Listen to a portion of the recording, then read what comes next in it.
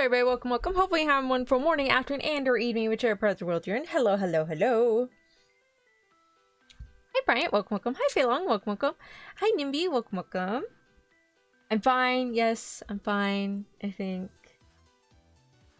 Ooh. If you were here yesterday, you know I've been waiting for a message reply because I was crazy and I'm trying to find a fanfic author so I can get a PDF of a fanfic they hidden. Anyways, the person has not responded. I don't know if they will or not, even if it is them or it's not them. I've gotten no response. So at this point, I was just told to wait for a miracle. Or just wait 10 years and maybe it'll be put back up. It'll be unhidden. Alright, so are you still crazy? A little bit, yeah. What was it? So, sorry for the delay. If you were here for my membership stream, I was painting my nails and I pointed out a spot where my thumbnail had cracked, like in the middle of the nail, so I couldn't really like take it off.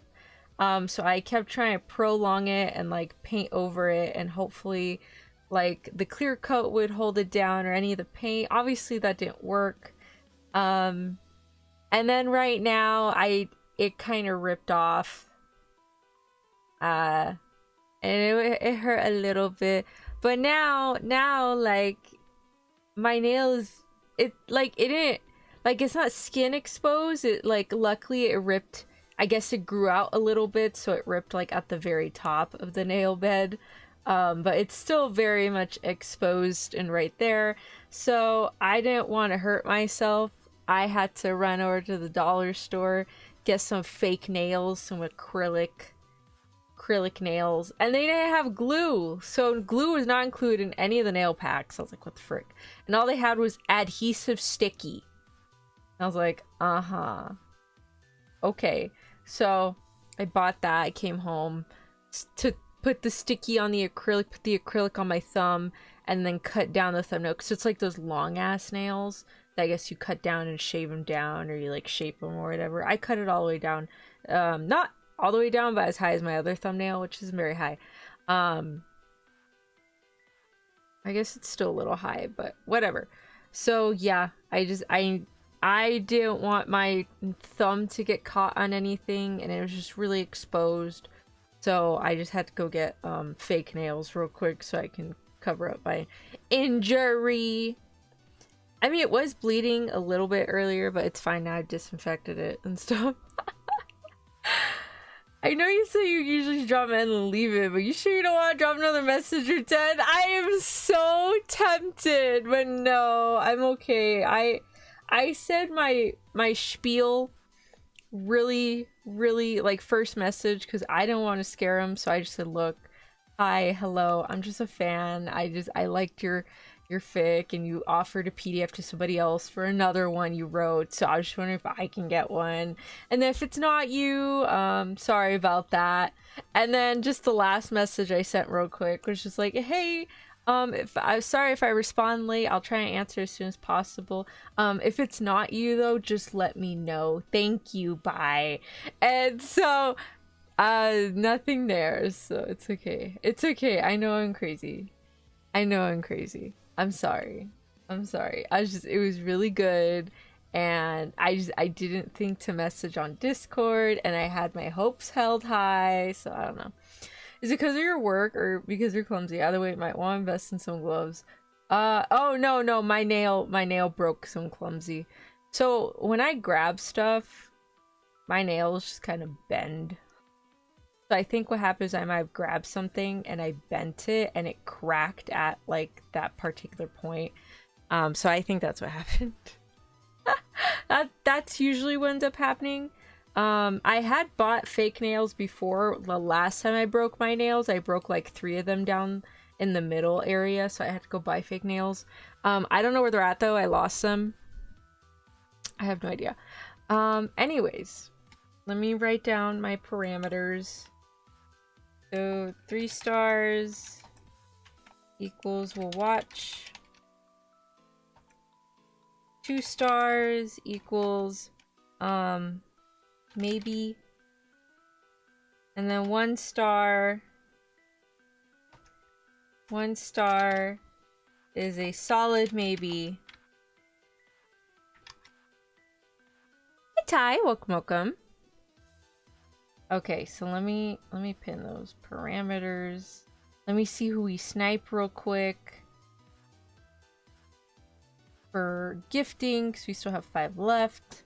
I just want to get these out of the way because I literally forget.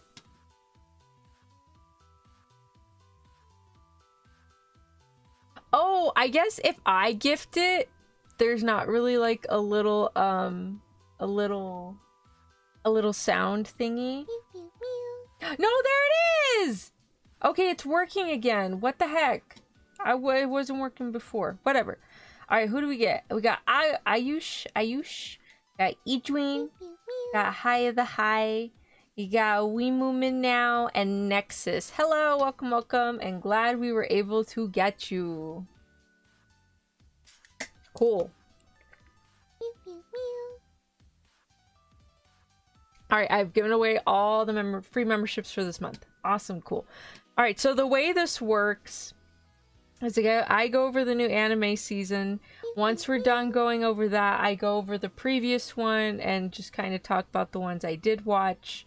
I'm pretty sure everything is finished now as far as I know. Yes. So a lot of these are airing this week.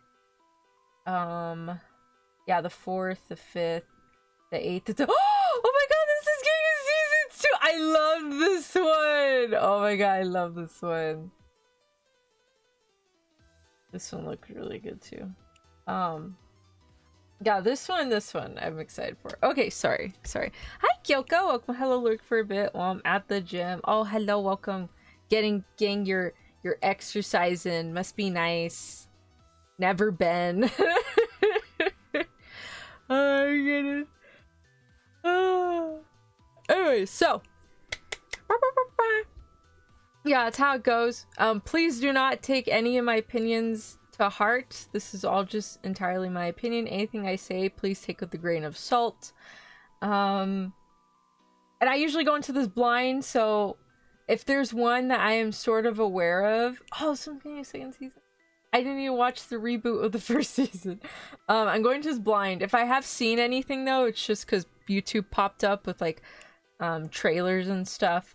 That's pretty much it. That's how I knew this one was getting an anime. And actually, I got this one mixed up with another one. Which, the other one I really hope gets an anime, because it's just as good as this one. Anywhoosies. Also, just a heads up, this might take about, like, 2 to 3 streams, just because I end up talking for a very long time. And I don't mean to, it just happens. But yeah, anyways, for the little pin message, what I put, when I say I'm gonna give something 3 stars, that just means I'm probably gonna watch it. 2 stars means like maybe I'm like really intrigued, I want to give it a try kind of thing. And then 1 star means like maybe I'll watch episode 1 just to try it, and if I end up not liking it, I just won't watch it. I'm still into the... Oh no, I hope you feel better, Ty. Get well soon. Okay. So yeah, my nail is fixed, is no longer bleeding. I have disinfected it. I don't know what I'm trying to had a second season. I think it came out like really close to season 1. Okay, so another thing that I'm like, so One Punch Man being one of them, and another one is that like some of these seasons we've been waiting for a while.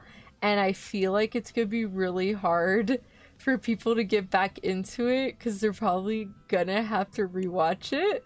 I don't think I need to rewatch One Punch Man. I don't want to rewatch One Punch Man. But the season 2 came on 2019. Okay. And then season 1 came out in 2015. Okay, so that was already a considerable gap. Okay, so that one was like a 4-year gap. This one was like, what, 6-year gap? So, I mean... it's been 6 years. I really like One Punch Man. I find it really hilarious. I want to say I'm gonna watch it, but I have no idea. Oh my god. Oh, I forgot their names. I just know his name's Saitama. And fun fact, the first Nendoroid I ever got was Saitama. And it was because there was like this like warehouse area, and people like buy spaces in the warehouse, and then the person who owns the warehouse just like charges them like fee, like a rental fee, and then that person can sell their goods like at the warehouse. So this happened to be in one of those spaces. It was in a glass case with a bunch of anime stuff, and it was like 21 bucks for like a Saitama Nendoroid, and I was like, sure, I'll get it. And it wasn't fake, it was a legit one from Good Smile. And so that was my first ever Nendoroid I ever bought, was a Saitama Nendoroid. He has long been put away along with some other figures. I need to replace them. My plan for my Nendo is once I collect all the One Punch Man manga, I'm probably just going to display it on the bookcase in front of the manga. It's probably the best thing I'm going to do. But yeah, I like Saitama. My favorite is the cyborg guy, which I totally forgot what his name was. Was it Geno, Zeno? Oh, Genos. There we go. I was close. Genos. Yeah, I love Genos. He's great. Oh no. Okay, there you go. But yeah, okay, so this one's gonna be like a 2-star just because I genuinely don't know if I'm gonna remember anybody or not. I don't think I am. So there's a chance I probably will not continue it until I rewatch season 1 and 2. This one, wait, they already had season 2? Did I watch season 2? I think I did. I'm pretty sure I did. Yes, yeah, I did. Okay, yeah. I watched season 2. I was gonna have a fun video planned, because I noticed something. I was gonna have a fun video planned, and I wanted to ask my dad to name every single piece of furniture on every single Spy X Family cover, because I noticed some of the furniture that they had on the covers. I was like, oh, I recognize that piece. Oh, I recognize that piece too, or I know that piece. My parents are pretty knowledgeable on furniture, so I wanted to sit down and have my father see if he can name every single piece as well as the date that the piece came out from the covers. I thought that would be fun. But yeah, I will for sure. Hi, Bubba Wokmoko. I finally made it. Today was hell. Oh my god, you okay? You went through hell and back. I forget, is there humor for One Punch Man like JoJo where it's over the top kind of memey?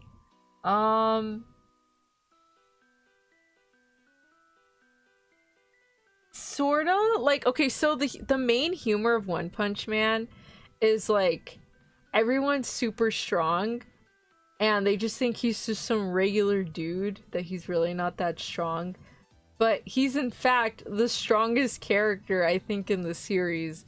And his name is One Punch Man because he can literally defeat enemies with one punch. And if the enemies are a little stronger, and like, so the enemies are gonna be a little stronger, he'll do like multiple punches. But yeah, it's just, I guess, a lot of like misunderstanding comedy is pretty much what it is. And Genos thought he was like this all being super powerful dude, and he's like, oh, I'm gonna make you my mentor, and the guy's like, what? Like, it's that kind of humor. Would that be a stream or a video? Probably a video.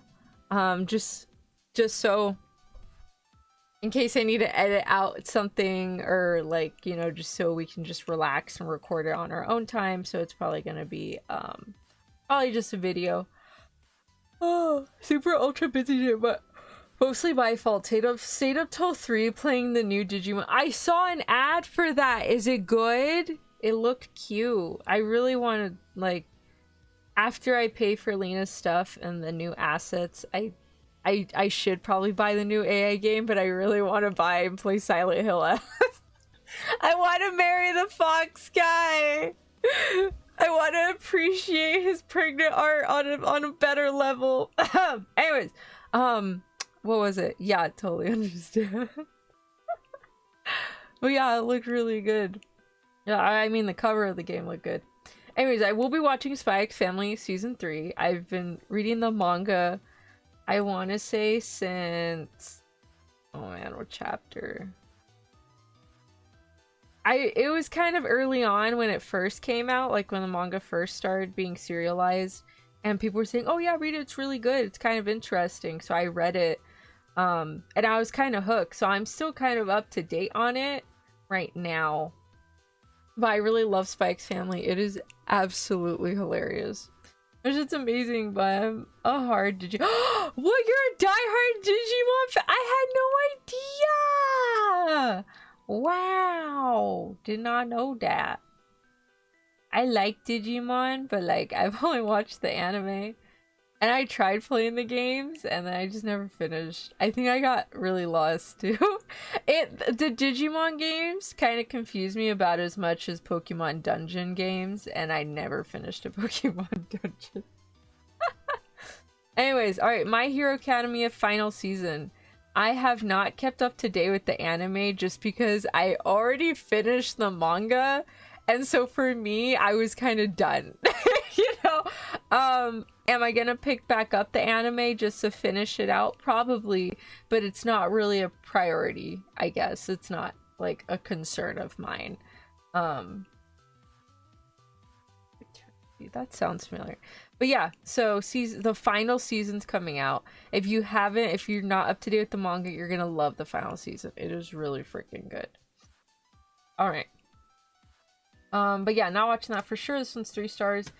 I'm gonna give this one 2 stars just because like I want to watch it, but I generally don't recall any of the characters. Like I don't remember anything except him punching an alien, and that's it. Like that's all I remember. On a crab. Okay, that's all I remember. I've seen a few videos where those videos would do well. One's reacting to anime related things featuring parents. I definitely want, so there's 2 video ideas I had. It was that Spy X Family one with furniture. Another video was for my father to figure out what the job occupation was of Genshin Impact characters. So I was gonna show him a character and be like, what do you think their job is? And he just has to tell me. I like how the top 4 just for Amber this season are just sequels. Oh yeah, no. Yeah. Like people waiting 6 years for this one. This one's just really good. This one, I actually personally really like My Hero Academia. I would love to personally have the entire manga collection. I would love to have it. And then Demon Slayer 2, I would love to have the entire manga collection. I personally really like it. I know some people are like, oh, it's mainstream and whatnot, but I liked all the characters, you know. I think they're all great and interesting. My favorite is obviously Hawks. Obviously, with the amount of money I spent on that man. Alright. This one I can't bear cooking in another world with my absurd skill. Silly, a baby. Okay, so I personally really love this anime. I think it's so fun and hilarious. Basically, he gets isekai'd, but he's like really good at cooking. And he can like order stuff. I think one of his isekai abilities is there's like an online shop he can pop up so he can buy stuff with the online shop. And so that's how he gets all his recipes and stuff. And he's taking care of this really powerful monster named Fenry. Yeah, like the big dog, big doggo, big powerful doggo. And they have a son named Sui. Just a cute little slime. And so it's just this cute little family of 3. And it's not like that. I'm just explaining it like that just because, like, honestly, that's pretty much the only fan art I see of the show. It's just family fan art. And they're so cute. Anyways, ahem. What was it? So he's just a really good cook. And yeah, that's pretty much it. But yeah, I really like it. It's a really fun anime. I'm excited. I loved season 1. When did season 1 even come out? I don't even remember. Season 1 came out. Season 1 came out in 2023. So that's not bad. It's only been about 2 years. I think I remember most of it, if anything. One of the themes for Spy X Family is childcare. Where?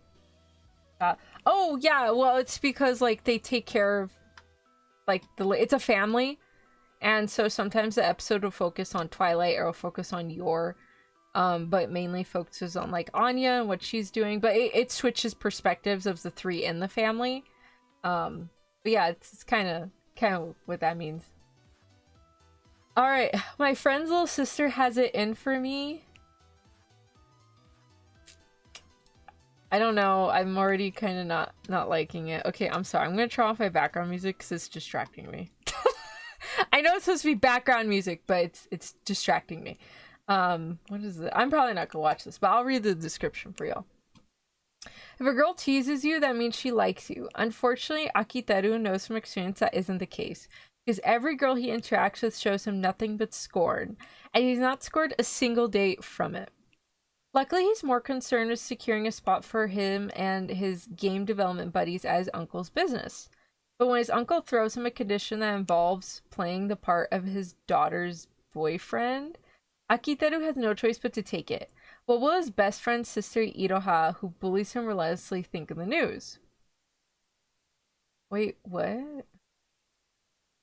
Let me see. Okay, so that's the guy. Obviously, that's the guy. How else is he supposed to look?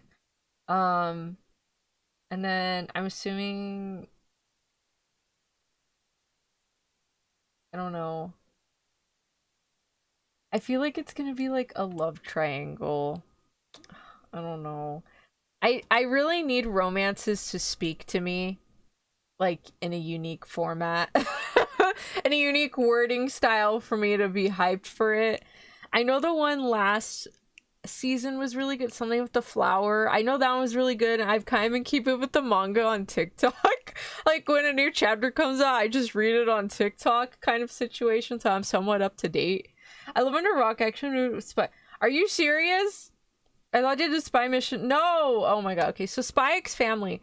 The dad, Lloyd, his spy name is Twilight. He is a spy for one half of the country, and then another half of another country on the other side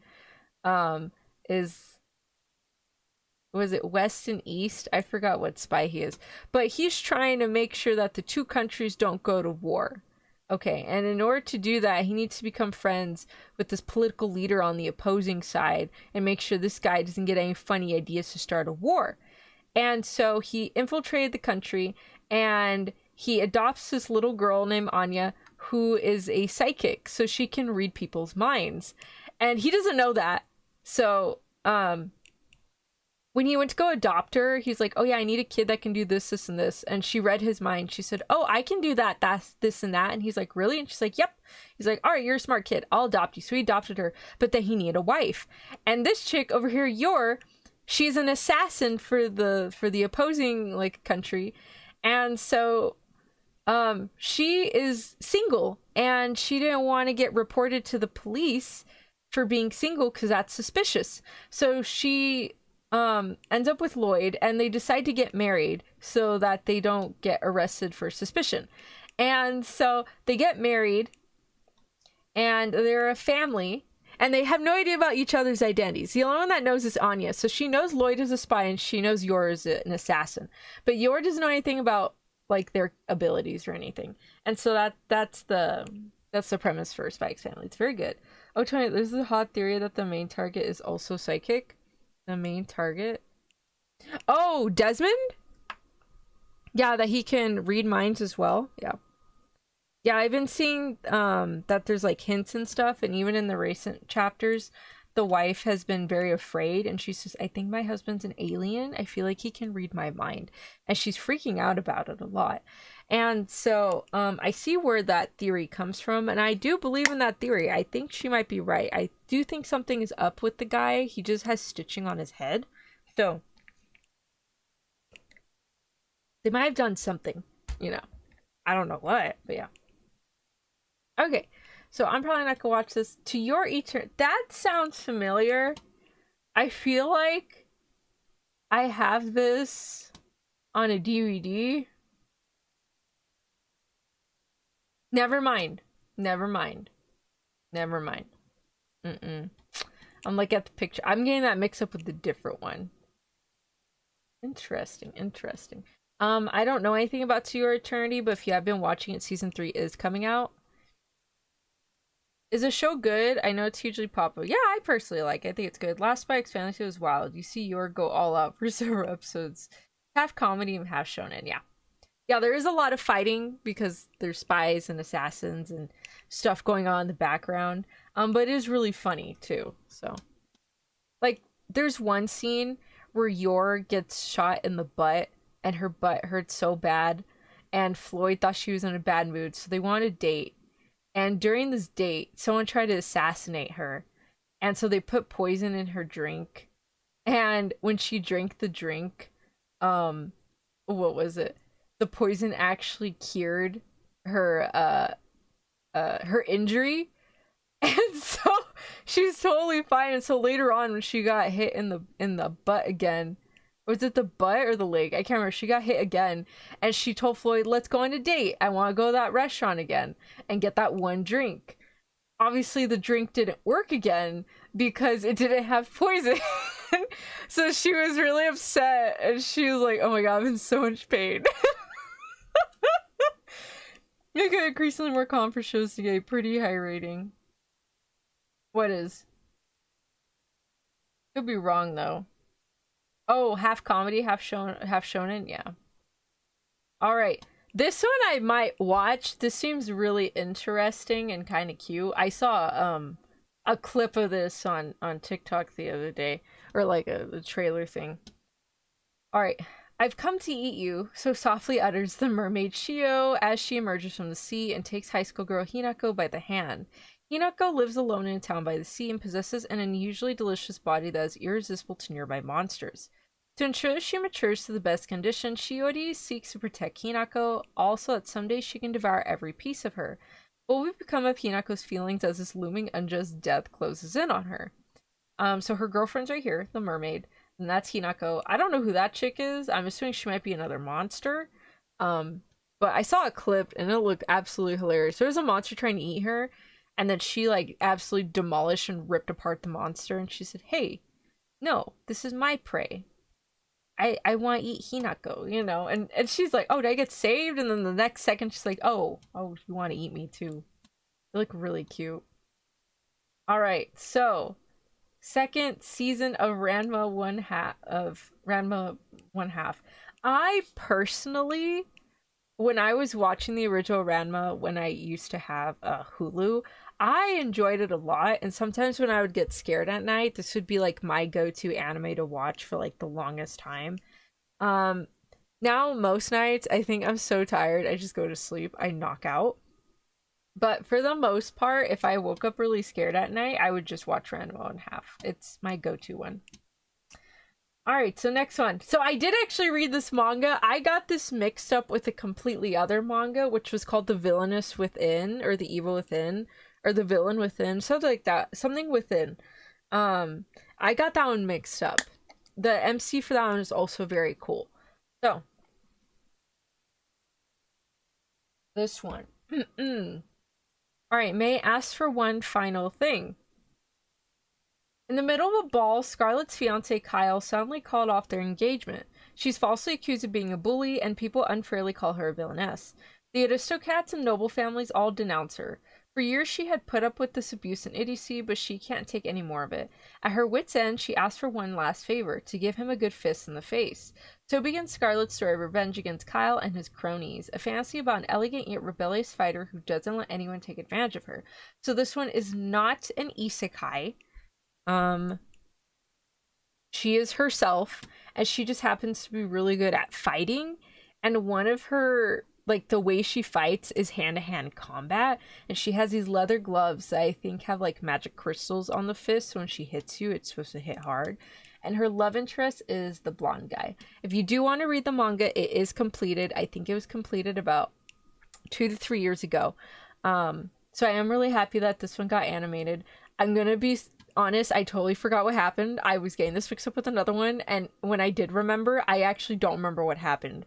I thought she ended up with the Demon King. That was a different one. She ends up with the blonde guy. I was like, oops! So I read like the last 2-3 chapters of this, and then it kind of kicked in.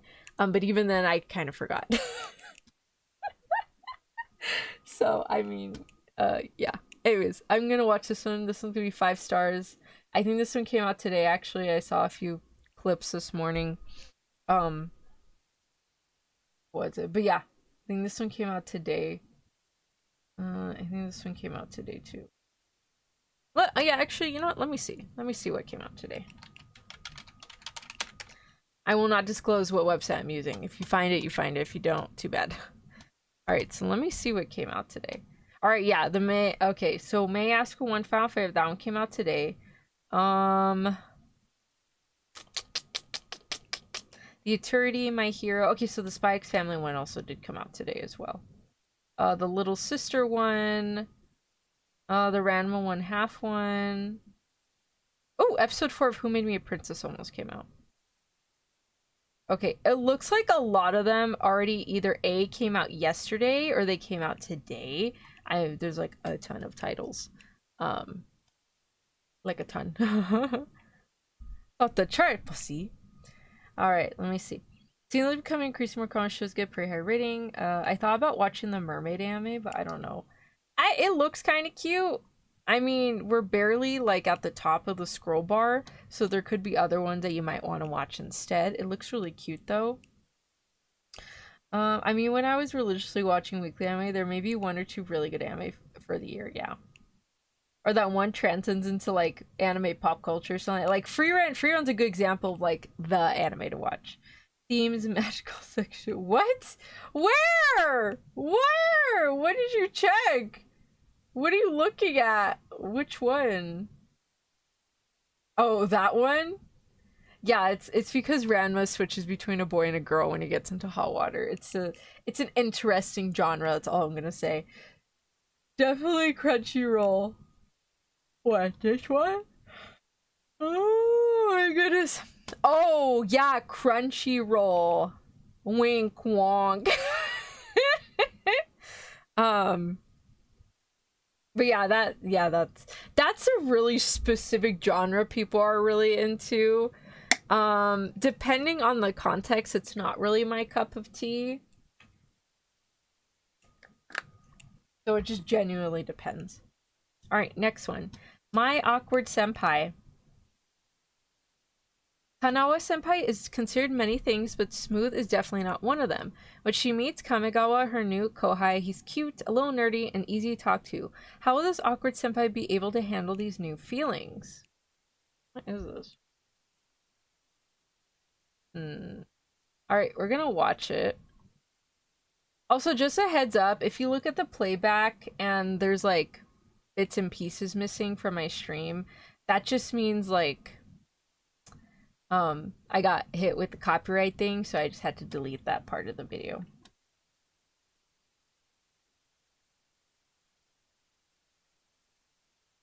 Okay, they got an interesting VA.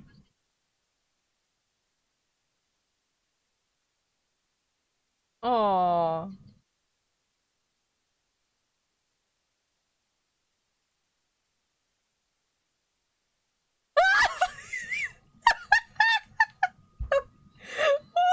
That's so cute! So when she was doing the little sleeve thing, she's like, pata, pata, pata, pata. And I'm like, oh, this is so cute! This is kind of cute. And I'm kind of liking the shading. Like, I like how hers is pink and his is green. And this VA does like a bunch of like main girl MCs, so. Oh.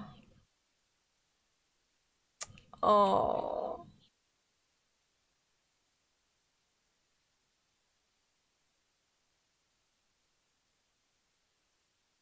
Yeah, no, I'm probably gonna watch this. That was so cute. Oh my god, that was so cute. I'm out to bed. Alright, good night, Ty. Hope you get well soon. Drink lots of tea and take medicine, okay? Get well soon. Wait, who's the VA? Let me see. The VA is... Wait, Lynn. Who has she voiced?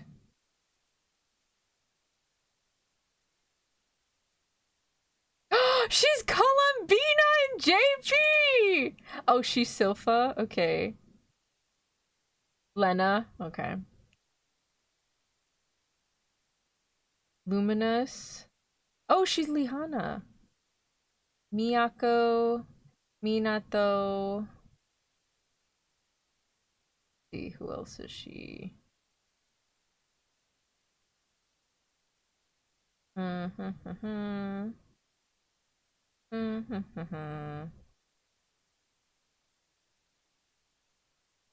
Let's see, she's in Uma Musume, but she's Columbina. Oh my god! Oh, and she's assassin in a Fate Strange Fate Winter of next year. Damn. Well, whatever. And then who's he? I have heard your name before, sweetie pie. Wait, what? Yeah, she's Columbina. Oh, he's Aki from Chainsaw Man. I'm excited for the movie, by the way. Okay, he's Felix. Let's see. He's Takumi. Leon. Let's see. He's like the good guy best friend, kind of. Who else is he? He's Garchomp! Oh, he's also Gladio! He's a scared man in Demon Slayer. Aww! Oh my goodness. Well, that's great. Let's see, is there anyone else I recognize? Not like right off the bat. But yeah, it's Columbina. That's so cute. Alright, we have second season of Let's This Grieving Soul Retire. I feel like I've seen this book before. What is this? My status as assassin obviously exceeds the hero. I feel like I've seen this at Barnes & Nobles before. No, I'm getting mixed up with another cover. There's like this guy in black armor and there's like a cat girl. Alright, let me see. Let me see.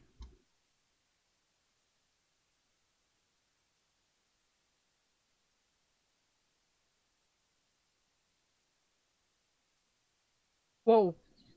Whoa.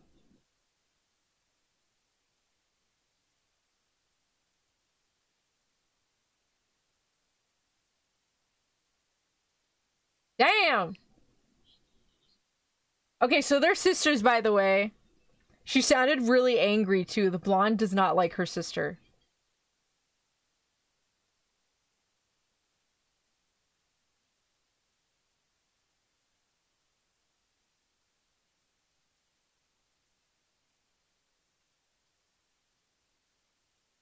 It's kind of got like a little old anime vibe, sort of.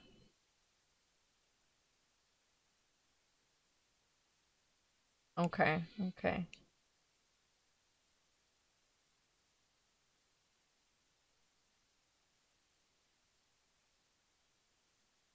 Okay, so I'm gonna give it a try. The only reason is because I didn't see like multiple girls, and it looks like her sister is one of the bad guys that they had to fight. I'm not too sure. It wasn't sub, so I just know they're sisters. That's all I know. Why they like just because it's an intense book, I guess, and the sexual tension. Hard smash. Let's see. Mayashima, Ami. Yeah, the shadows on their faces kind of give off those, but yeah, like an older anime. There's like a few shots there that I'm like, oh wow, this reminds me of like anime from like early 2000s or the 90s. So yeah, the only reason I want to give this one a shot is because it looks like they're gonna be like a main couple, like a main power couple going on and like a fantasy adventure kind of vibe. And so I really enjoy it when it's like, you know, the guy is going to end up with like one girl and he's just like really committed with that girl and they just have such a strong chemistry. Like, you know, I love those kinds of like isekai or romances or fantasy, I guess, like fantasy anime where it's like, you know, he's gonna end up with this one very specific chick, Right, and it's not very, it didn't scream super harem, and I mean there's only that one scene with the black slime, but like even then her clothes wasn't off, she was still fully clothed. So I have some hopes for this. All right, let me read the description. And I'm pretty sure I've seen this cover at Barnes and Nobles before, and I think I've taken a picture of it, so I was probably gonna read it anyways. Okay, Oda Akira is the kind of guy who people forget is even there. His unassuming nature pays off, though, when his entire class is swept away to a fantasy world, so is Isekai, and he slips easily into his new role as a silent assassin. Between suspiciously high starting stats and too many details that don't fit, Akira is sure something is wrong. But digging into royal secrets is a dangerous game, and when Akira uncovers an evil scheme, he also makes a powerful enemy, the very king who brought him to this world. With the help of the elven spirit medium Amelia, can he find the power to set things right and get his revenge? Oh, that'd be really cool. What was I gonna say? Okay, so it is an isekai. Also, there's something I want to bring up that I don't think, I feel like I've mentioned it before, but I don't know if I've mentioned it enough.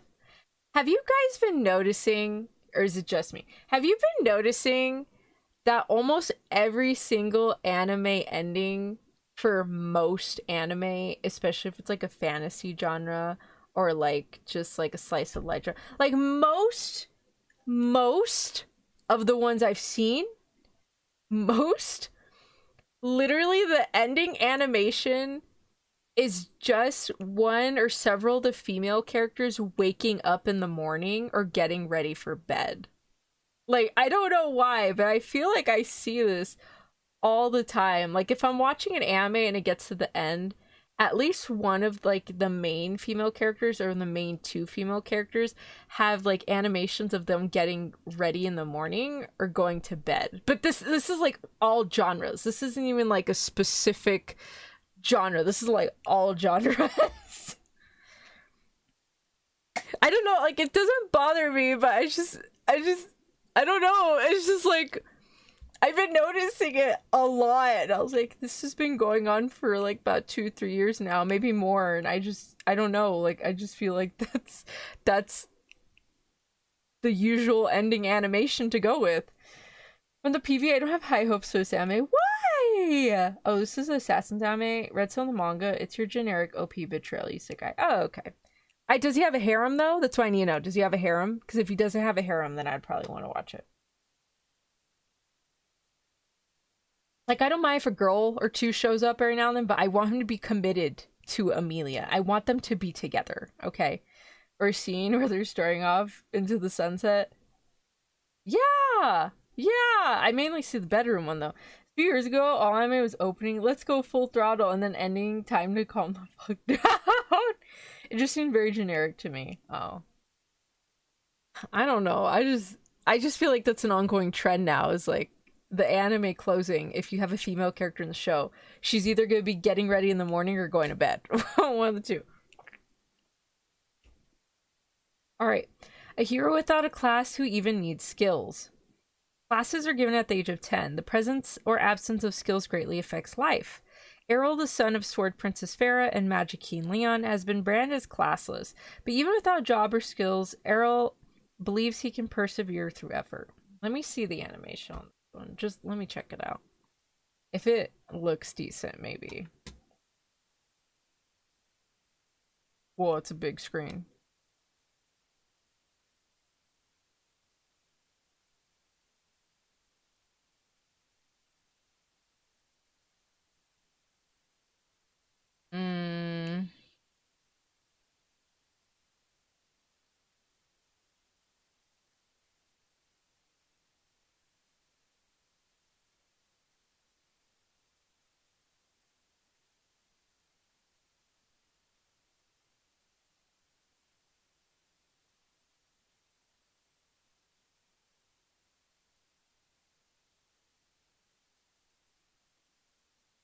I'm a little upset that they got that VA to voice him. Oh. Yeah, I'm a little upset that they got that VA. Just because I really like that VA. Wait! No! Shit, who are you? Oh, never mind. I thought that was a different dude. It sounded like him for a second. Wait, who are you?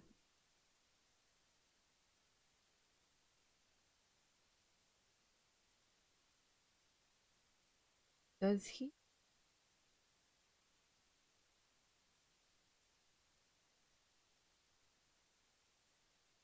Yeah, okay, yeah, he's not in Twisted Wonderland. Oh, okay, I was like, where am I recognizing his voice? He's D-Luke! Okay. Yeah. Okay, yeah, that makes sense. He's okay, he's D-Luke. I was like, what video game are you on that I recognize you from? Um Apparently he's the dub for Harry Potter too. That's interesting. Yeah, no, it looks really generic. I kind of don't like the character designs. I'm probably gonna skip this one. Um, yeah, he's voiced by Luke. I was like, wait a minute, is that Silver? Is that my guy? I was like, nah. All right, so we have a spin-off anime to Gintama follows Ginpachi Sakata as a teacher in Gintama High School.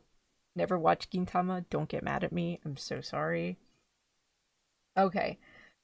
Sanda. That one also came out today. The story starts with Sanda, a second-year middle school student, getting attacked with a kitchen knife by his classmate Fuyumura.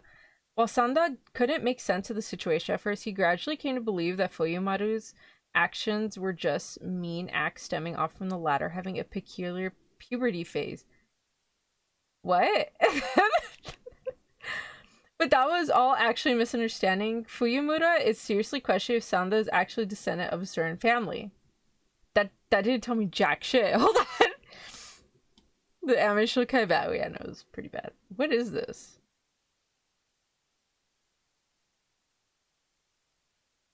Interesting VA choice. Okay. Seems generic to me. There's more than one girl. Of course, there's gonna be tension. Oh my god. Could be my bias talking though. I'm not really a big fan of the isekai genre. I know isekai's been so horribly saturated over the past years, but every now and then I'll find a cute one. The trailer tells me nothing. I'm just like, yeah. What is this?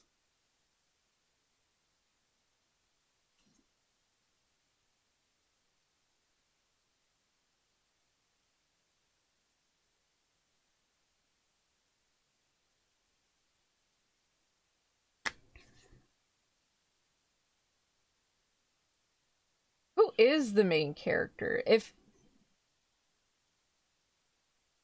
I might just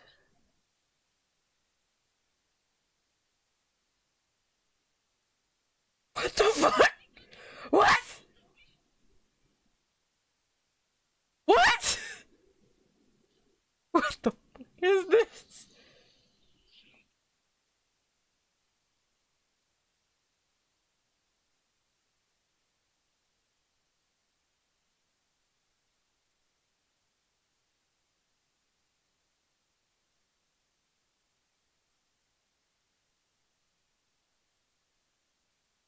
I don't know what's going on.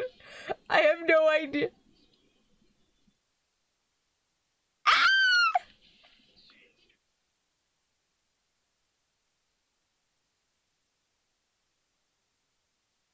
I'm sorry. I'm all these VAs are really absolutely amazing. Is this who I think it is? Oh my. Queen.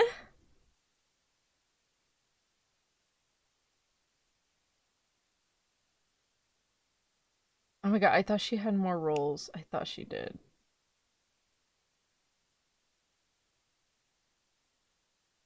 I not gonna lie, this is great. I need to write this down. I was looking for like a specific voice for something.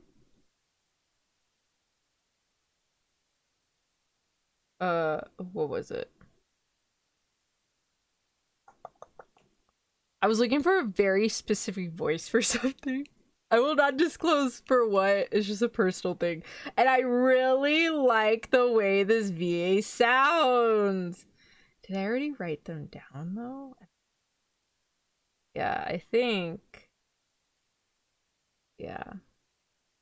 Umeka Shoji. I love the way she sounds. And where's the guy? Oh, yeah, this guy. Yeah, Toshiko Seki. Muzin, yeah. I was like, oh, he sounds like My man from Demon Slayer, he's Muzen. But yeah, he's just got like that evil voice. I might watch it. This looks interesting. And then who do we have here? Oh, it's my baby! My baby! Alright, I'm gonna have to watch Sanda just for Ayumu Murase and Toshihiko Seki. Alright, they got me at the bum naked Hoshi side. I have no idea what's going on, but yeah, it's my man. Oh my god. This actually looks really good. The animation style is really unique. I'm genuinely confused. I have no idea what the hell's going on. Like, I don't want to watch it. Oh, I'm so intrigued. Alright, 2 stars, because I am gonna at least watch episode 1. We'll see if I keep up with it. But oh my god, it's hilarious. I love that. I love that. Alright, we have second season of Tales of Wedding Rings. I think this guy had to collect, like, several wedding rings or something, I guess. I'm not too sure. Alright, what is this? Wait! Oh, I thought this was the chef. Never mind. There's a chef one of, like, the Duke's daughter that likes cooking monster meat. And so she, like, fights some of the monsters, and I think to cook them, and she ends up with the knight, I think. Like, the captain of the, like, the night guard or something. It's really cute. I thought it was that one, but I don't think it's that one. I'll look into it right now. Alright, Dust Beyond the End of the World. After waking from a long cryogenic sleep, high school student Akira Himegami finds himself in a world he no longer recognizes. The city lies in ruin from war, society is now governed by an organization called OWL, and a traditional marriage has been replaced by a new system known as Elsie. As Akira struggles to comprehend this drastically changed future, a familiar figure appears before him. Yugure, who bears a strong resemblance to his girlfriend Toasa. To his shock, Yugure smiles gently and proposes, "Akira, please marry me." Confused by her sudden proposal, Akira agrees to travel with Yugure and holding on to hope that somewhere in this world the real Toasa is still alive. Along their journey, they encounter the evolving forms of love in this new era and reflect on what their bond truly means. Is this based off of something? Prequel. This.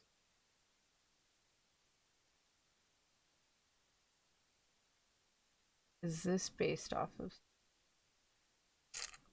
It's an original work. Damn, I was gonna look up a spoiler. I wanted to look up if I knew who this was. Oh, they got Shuichiro Yumeda. Okay. Oh, they got Takehiro Koyasu. Oh, look, Fei Long, your favorite, Yui Ishikawa. Alright, let me see this. Let me see.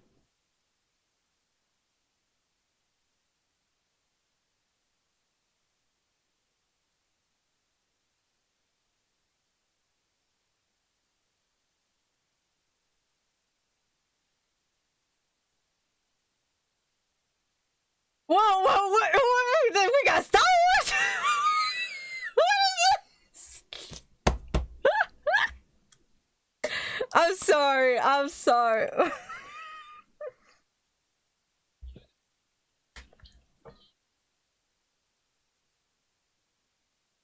Oh my goodness.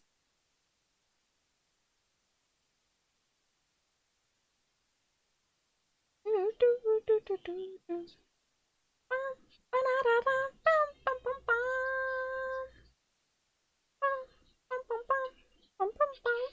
know.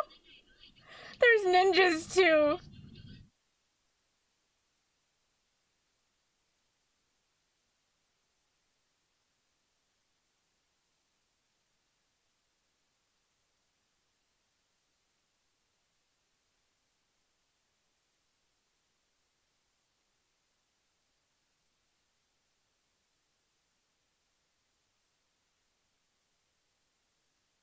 Wait, who's that?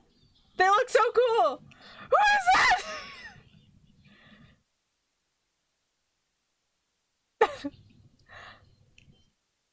Legit, I might just watch this for the blonde, whoever that was.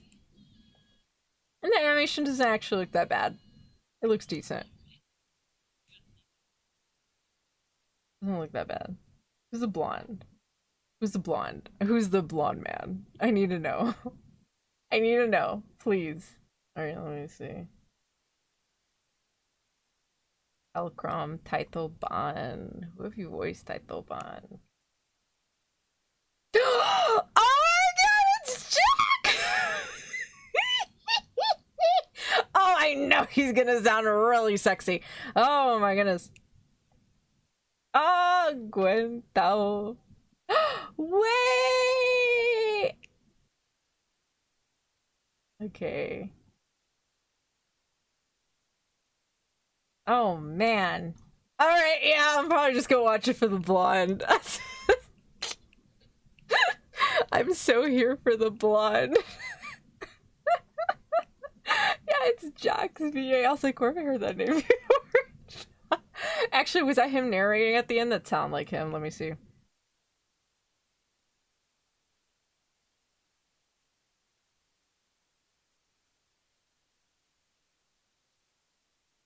No, I think that was somebody else talking. Didn't sound as deep as Jack's voice. That's so funny. Oh my gosh. I had no idea. Oh my god! Hold on. I just need to check something real quick. Give me like a hot second. Give me like a hot second. Hold up. I just gotta let me just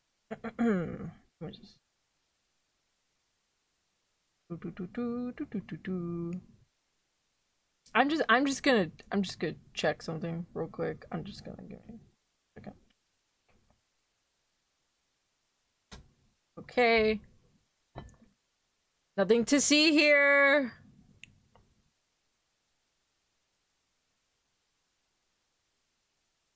Okay. JP voice actors. You guys don't even know which one I had to look at. Okay, like just give me a hot second. Give me a second. Where?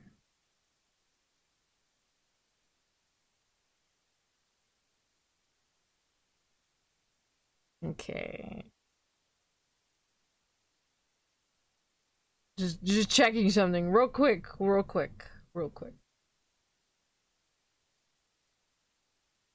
No! Damn it! No! No.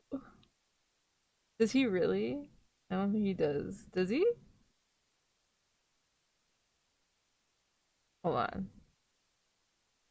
JPBA.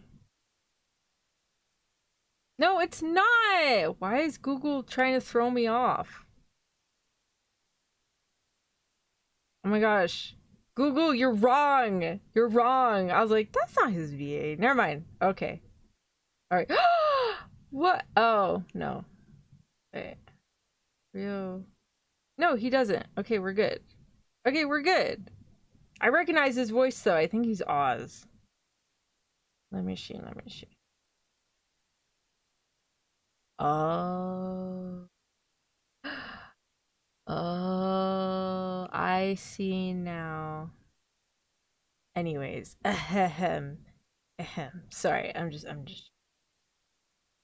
real quick. Ahem. Might have to make some changes to something later. Anyways, any whoosies. I didn't know your voice is Claran and Mikase for you put Mikasa, but it's Mikasa. Okay. And to be from near. Seems like she's the voice for one type. Yeah, she's like the voice for a very specific kind of character. What is this? This actually look kind of good. This kind of looks like Fate a little bit. Okay, Lufus Mafal, the black-winged overlord and leader of the 12 Stars of Heaven, has been God, this sounds really chuny. A man wakes up in the body of X-Gate game character Lufus, who 200 years after her defeat at the hands of the 7 heroes, the game world of X-Gate he knew is no longer ruled by humans, is no longer just a game. X-Gate is a world of its own where the characters think, feel, and just live like he does. Lufus journeys through X-Gate looking for long disbanded 12 Stars of Heaven. Lufus is without country, army, and allies.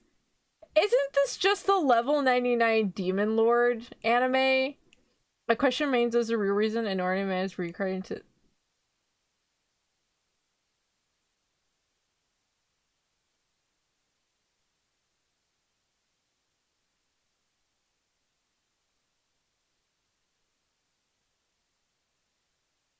Oh god.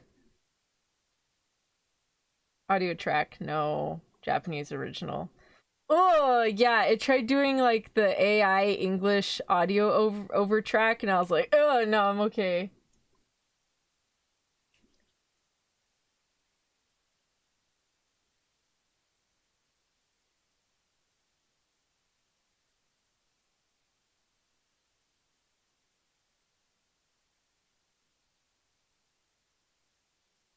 Do do do do do do do do do.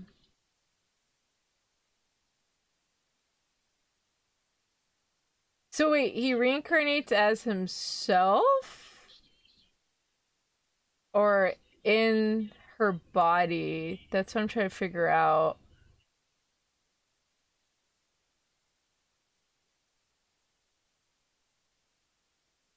Uh-huh.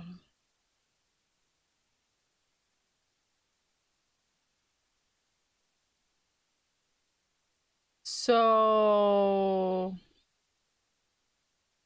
he's in her body or he's not in her body? Or is she dead and he's just there? That's what I'm trying to figure out.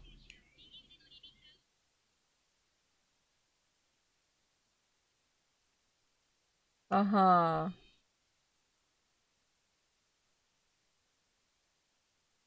There's like a lot going on. I can't really tell. Uh-huh. Okay, that didn't help me with anything, actually. I couldn't tell anything. I'm probably not gonna watch that unless I see a really good clip of it, but aside from that, I'm good. Alright, pass the monster meat, my lady. Yeah, the one I was thinking it was is uh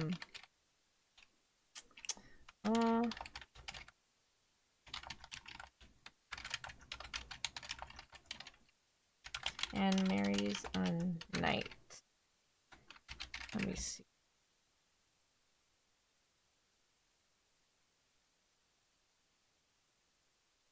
Is it?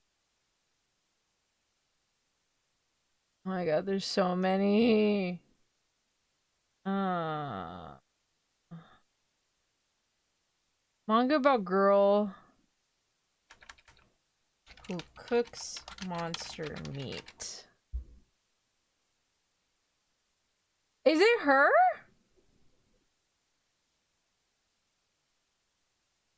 Does she cook it though? I feel like hold on. Pass the monster meat, my lady. Let me see the let me see. Pass the monster meat, my lady. Okay, let me see. Did this I will not disclose where I'm looking for this manga source. Let's see. Is it really the I don't think it's this one. I know I read like the first couple of chapters at Barnes and Nobles. I don't know if it's this one.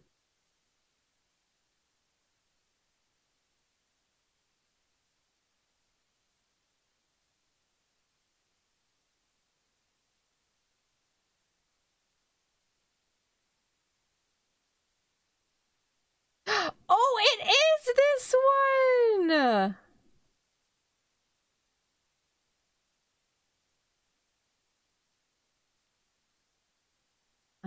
Let's see. I thought she hunted the monsters though.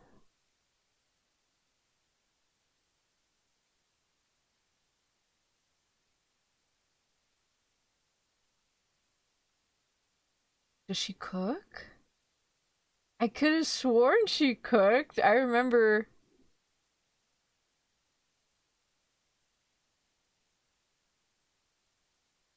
I think she does cook it. I think.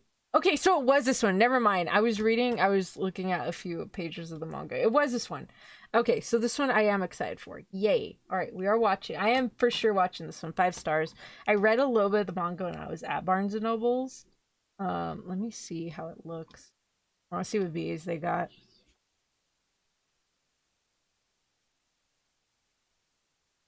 Do, do, do, do, do.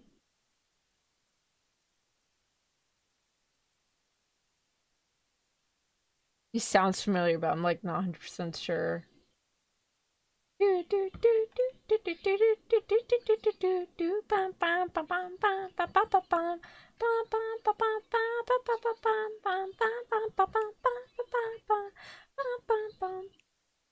I like that VA.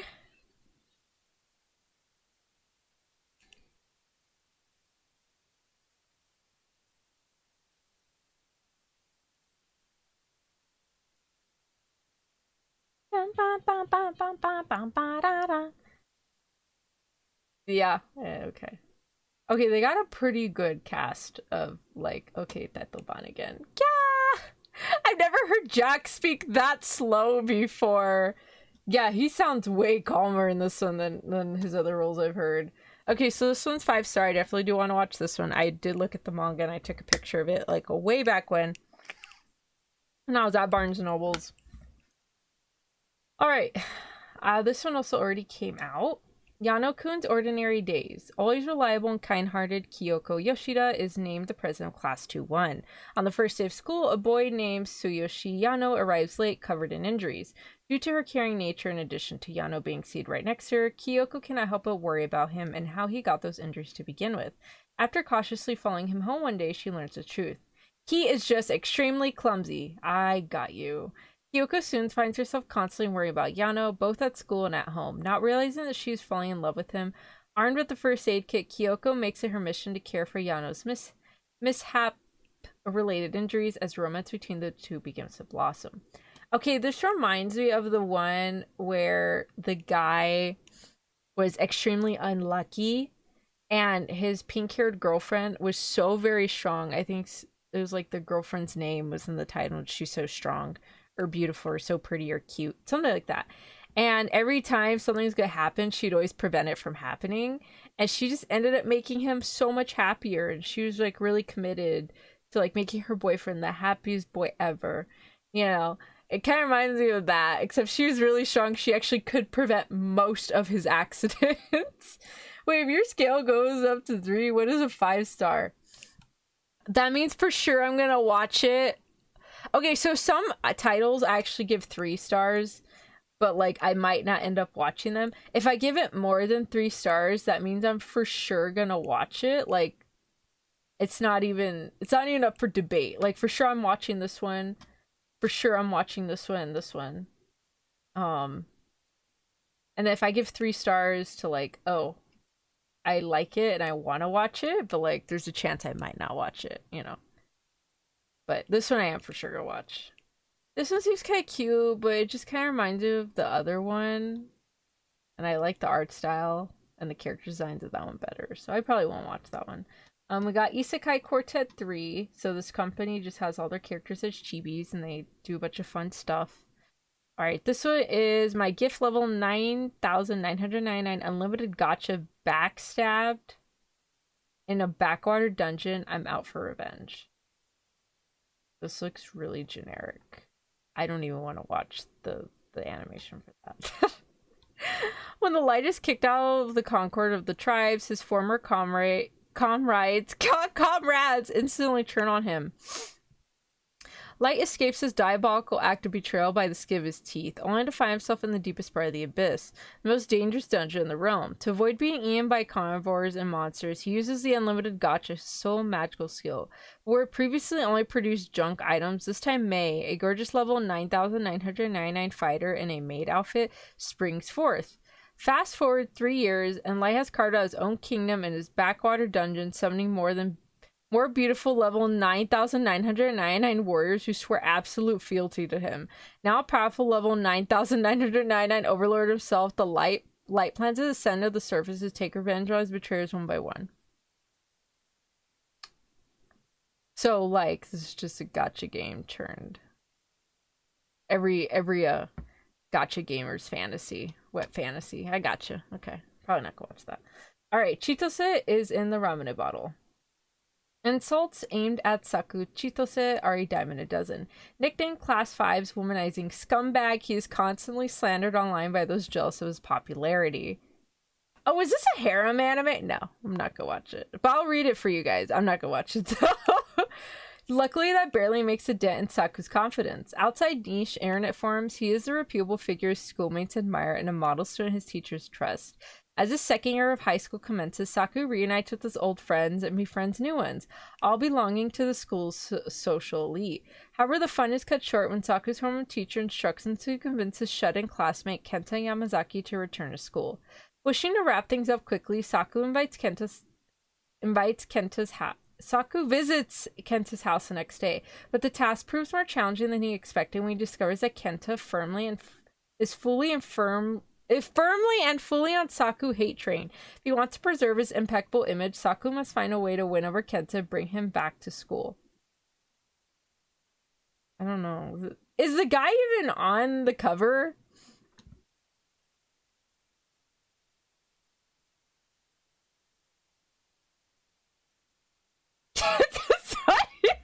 What the fuck?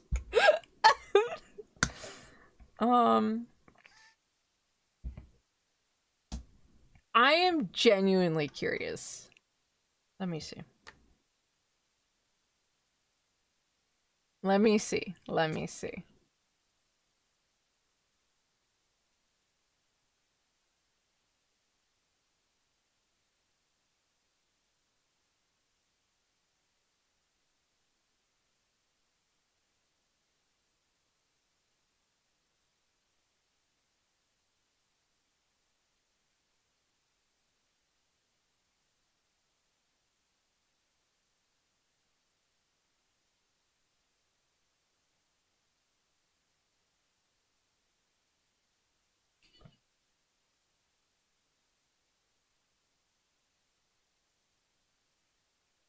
Ah, damn it! I remember what I say, isn't it?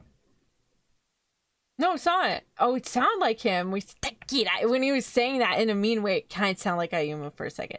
No, my son. Who did you voice? Let's see. Why do you sound familiar?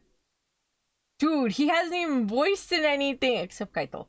Oh, he sounded like Ayuma Murasa there for a second. Like when he was saying that, he's like, oh! That's okay.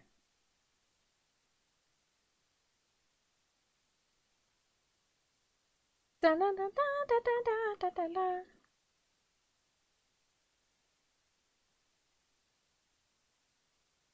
Oh, I like that V. She's so cute.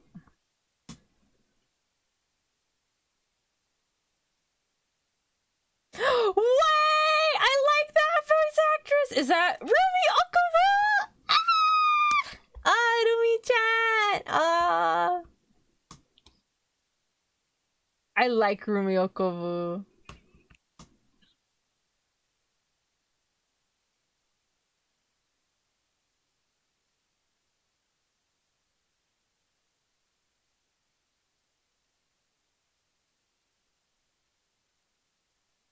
Wait! Oh, I kind of wish this was a BL, but whatever, sure.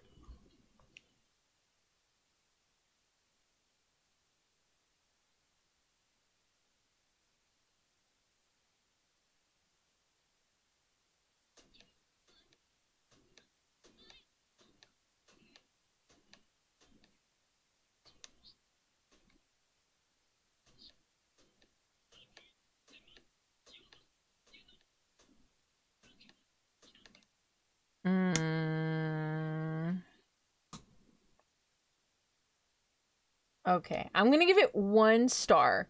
I need to see at least a clip. I need to see at least a few reputable clips for me to be hooked on this. So far, though, I really do like the voice actors they pick. I love Rumi Okubo. Oh my gosh, she's so cute. I love her voice. I need to see a few clips. I need to see after it comes out. I want to see like people making those TikTok edits, you know, and I want to see what it's about. All right, let's see. A gather's adventure in Isekai. Takeru Kamishiro is a normal guy with an ordinary office job but finds himself summoned to another world.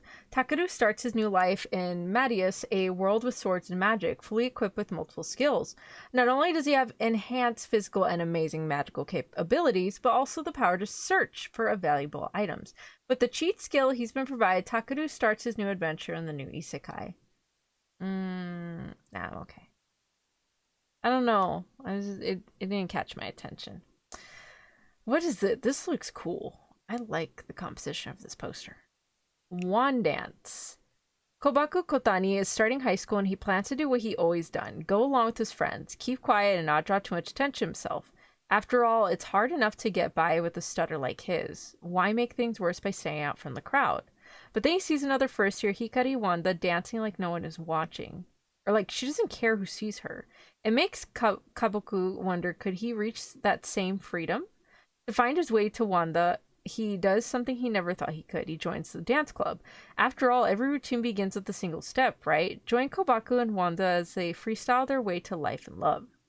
I actually want to see what the animation looks like for this. Let me see.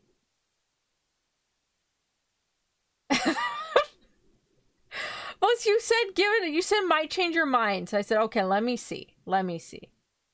You just went for, it's a harem. Yeah, no, it's okay. I'm genuinely good. I just want to see. I have to say the animation does look very good, though, especially for a harem. This is like Kyoto animation levels of animation. Oh my gosh, Studio Feel did the animation. When did they level up so much? Was Studio Feel not known for good animation? Guys, I don't look at animation companies, so I don't the only animation company I genuinely recognize for anything is Ufotable. Hi Tech Fan, welcome. A big pick so far. Just a lot of sequels so far. Two of my favorites are there's like two romance kind of fantasy ones that are getting animated that I had read the manga for prior, so I'm excited for those.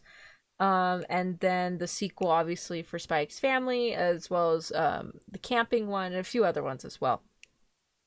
Yeah, Ufotable, that one I recognize, and Kyoto Animation I do recognize, and then the company Go Hands, those three I can tell which animation company is it, and obviously the Ghibli movies.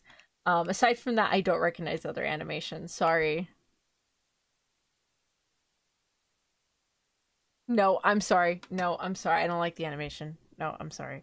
I can already tell right away it's not gonna be good. Like the single frames I've seen, I already don't want to.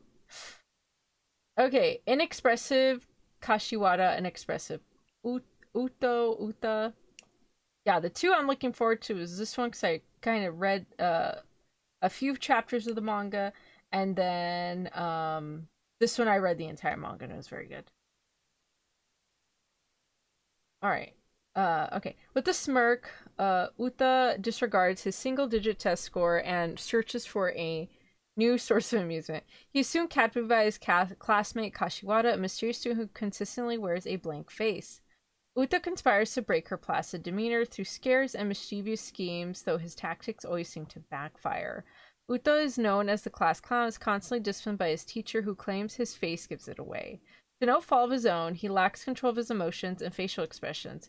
Kashiwada, on the other hand, seems perpetually emotionless and unreadable. No one knows what she's thinking. Uta and Kashiwada are complete opposites, but what does not stop a unique relationship from developing between them. As they realize their feelings for each other, it raises an important question. Do opposites really attract? I don't know.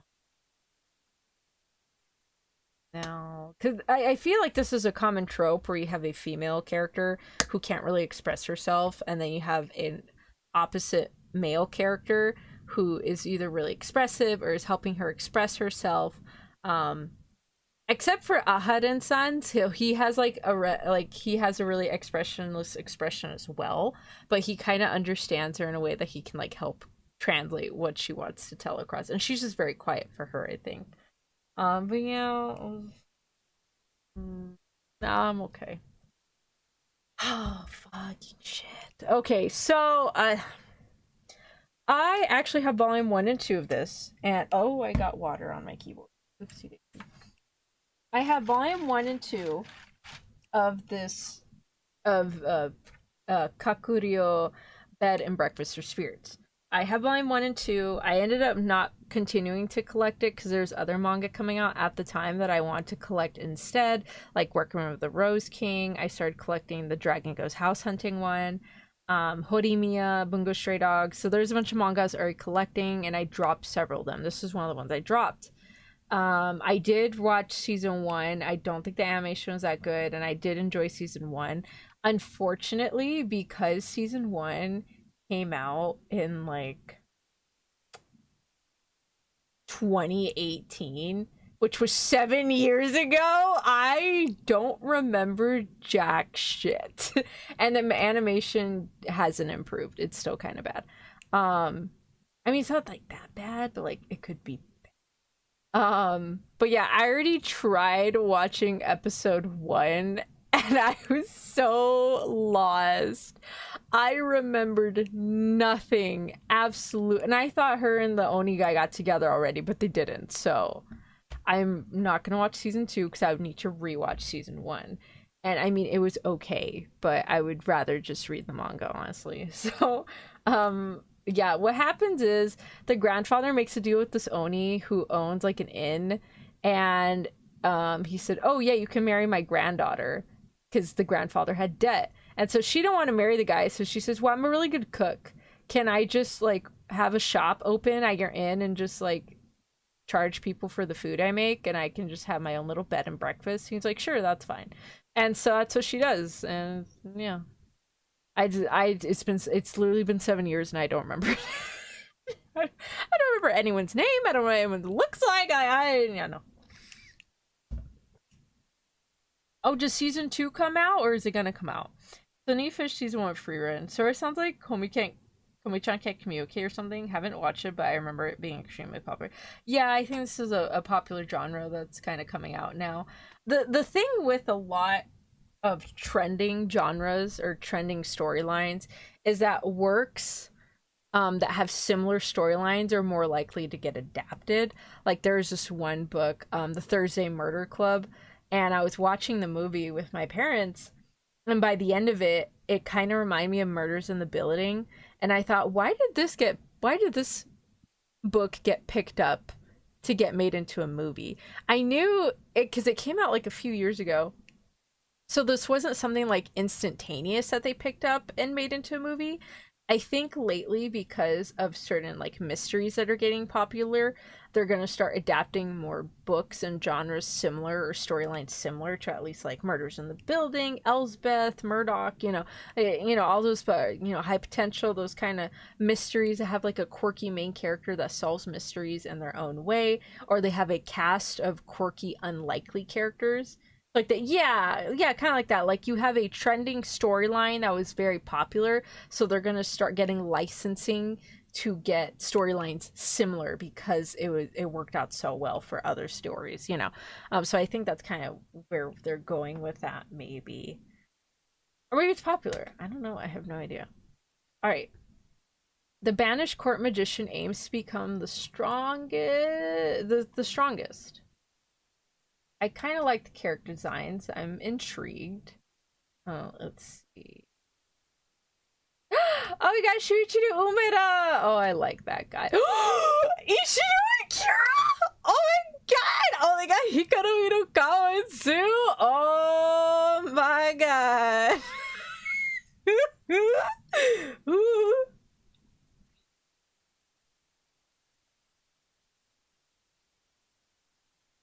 Okay.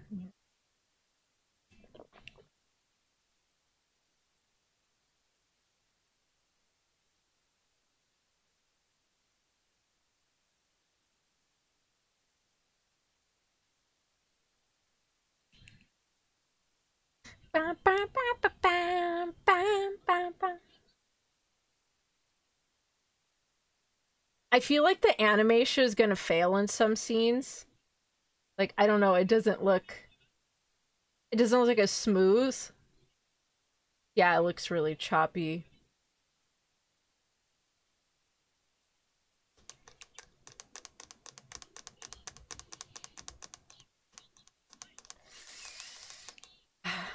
I don't know. I don't know.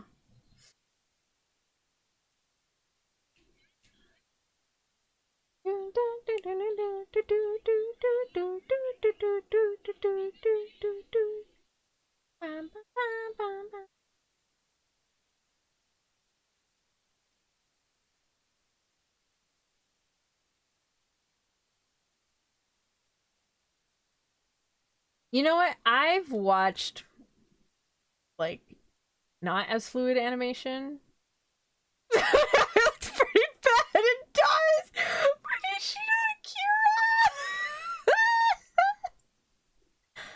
Oh, like I like I might watch episode 1 just to see it, but the animation looked really choppy. Especially that scene where it's backing out and you see his hair moving, it looked really choppy.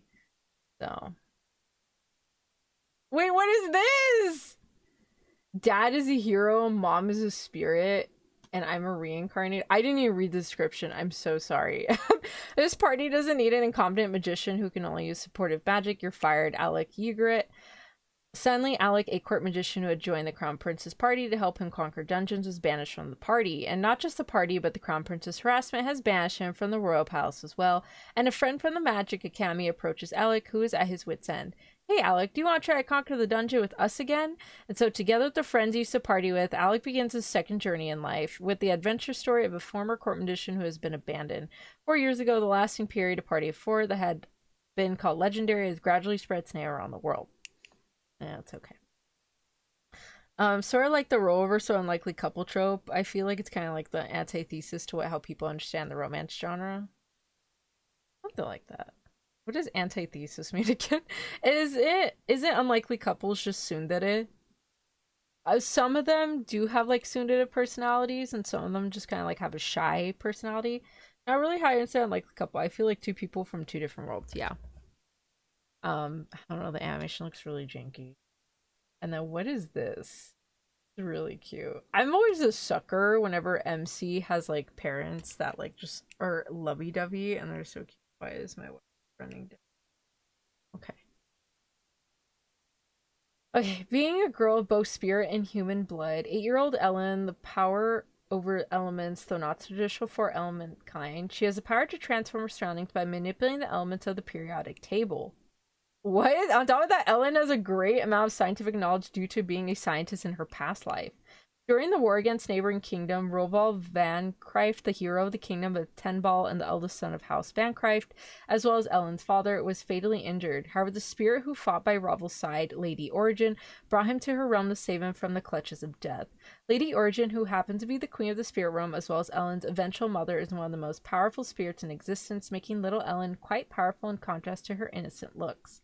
But even a family as happy as this one has their fair share of problems, as Ellen and her parents are forced to reconnect their old ties to the Van Cryft household in order to defend their relatives' honor, all while hiding Ellen's dangerous existence from the public to preserve their undisturbed happiness. Let me see. The opening music for that almost sounded like SpongeBob. Oh my gosh. It was like there was like a guitar twang there, and it kind of reminded me of SpongeBob, and I was expecting the SpongeBob. Kind of like that the family's so cute. Oh, there's a manga. I'd probably be better off reading the manga. I'm not gonna lie. I mean, it's kind of cute. I'm gonna give it 1 star because I at least want to watch episode 1 to see how it is. But like, I don't know. We'll see. But that was not it. Some I've seen. I recently used too many moving stills budget issue. Oh yeah, no, there's been a ton where like it's really inconsistent, or there's a lot of stills, or it just looks really funky in a lot of frames.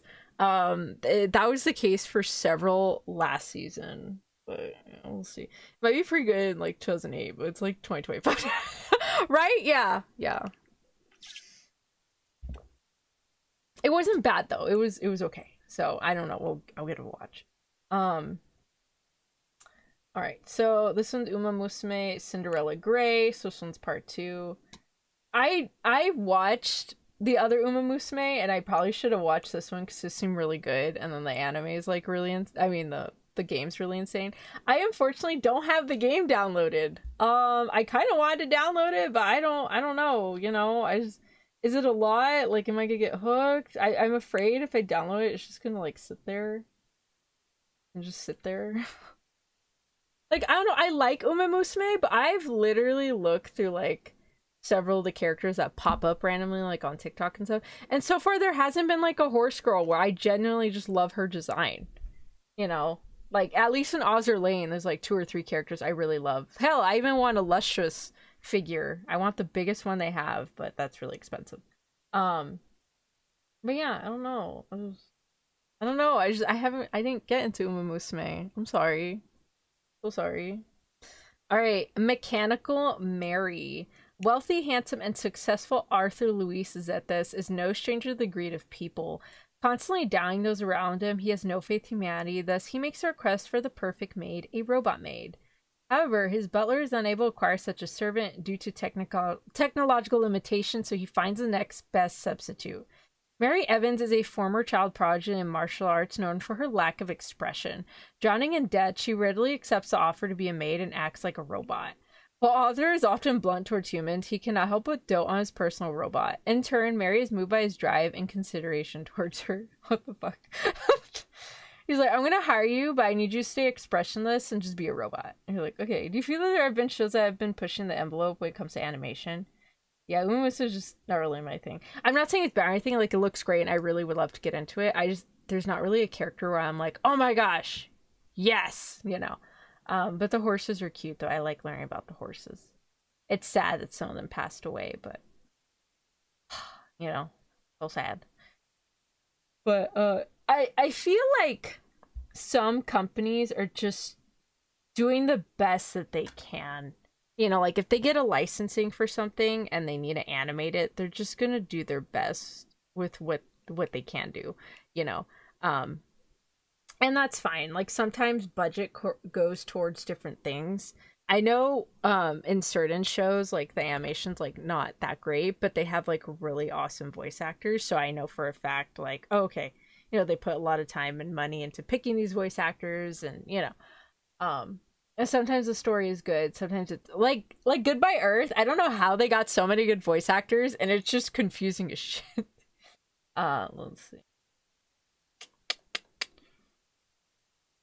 Oh, okay, give it to him. Let me see. This looks cute, but I don't know.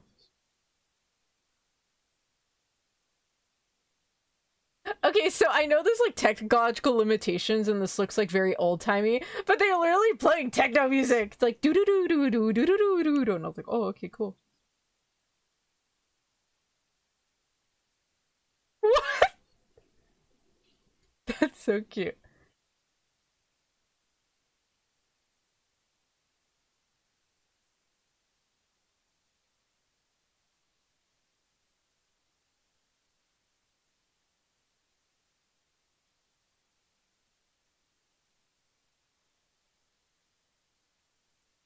He's like kind of in love with her. It's getting cute.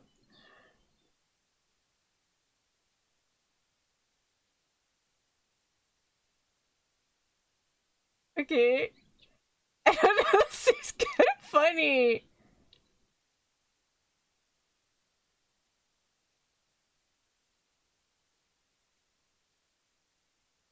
He reminds me of Kiros from an anime last season.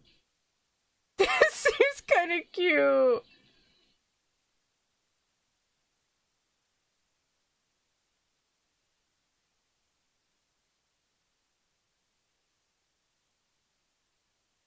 I don't know. This looks kind of cute, and he seems really smitten with her. It seems like there's an actual robot later.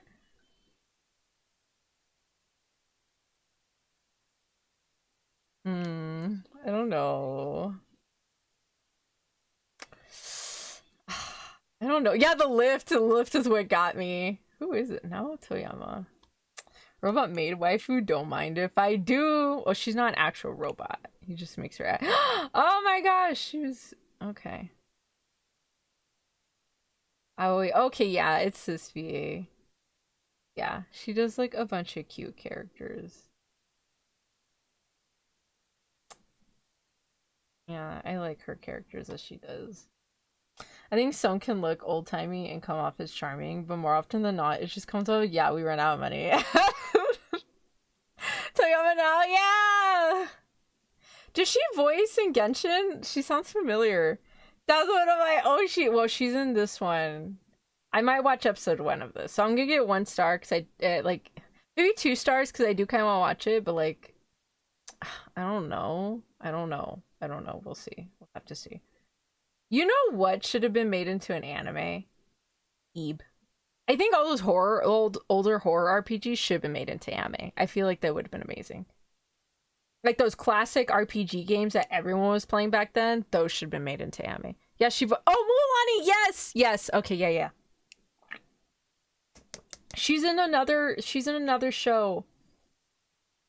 I recently watched it, I think. I recently watched something and I recognized the voice actress. I said, who is that? And I was like, it was Mulan, and I can't.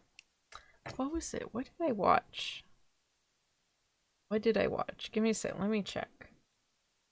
I just watched it. Watching. I don't even know if I added it.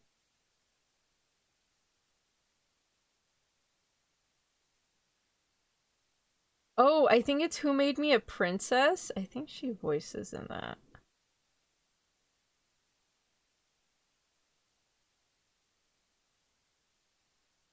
Oh, didn't I finish Silent Witch?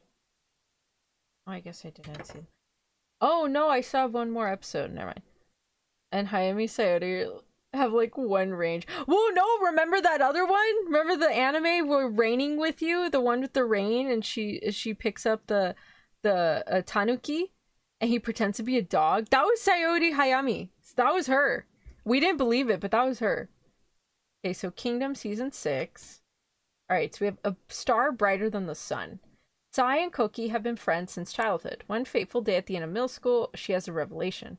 Koki has grown up. Now they're in high school and she has another revelation. She has feelings for Koki, but Sai isn't the only girl who does. The question is, who does Koki have feelings for? He looks really big. He's giving me like yaoi shoulder proportions. I was never meant to him, and now I'm actually Exactly. That's how I'd feel if I ever met Ishida Akira. I would just be in full tears. And I wouldn't even be able to like say any coherent Japanese sentences. I would just be crying a lot. Like just full on sobbing.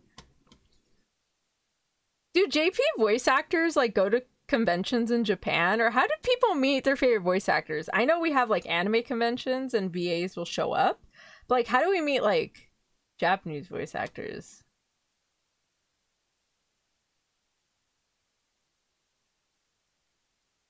It's really fuzzy. Is it the quality? Oh yeah.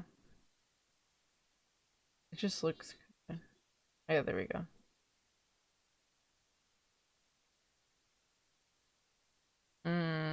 Oh man, this gave me like old idol anime vibes. I don't know, like him looking at her like that, just trying to have old idol anime.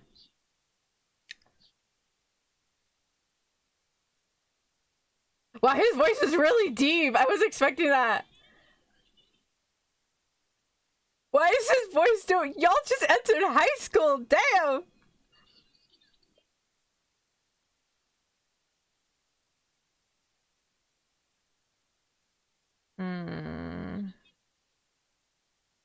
I feel like the animation is changing too much for me to keep track.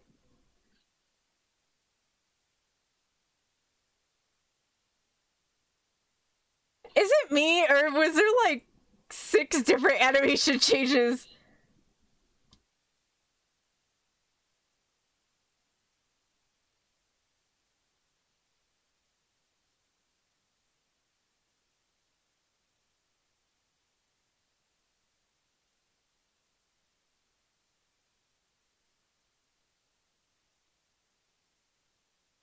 I'm sorry, I'm getting thrown off so but I feel like the animation keeps changing, or is it just me? Because I'm looking at her eyes and they just keep looking different. And it's throwing me off. Yeah, that's right. The one rare time she proves the haters wrong and shows off her range. I think my knees will literally give out as he starts to, like, I'm speaking in tongues. Oh my god. Oh my god. Oh no. Yeah, he has a really deep voice. Wow, okay, Taito again. Dude, you're doing a lot of anime this season. Good for you. He's Saber. Okay.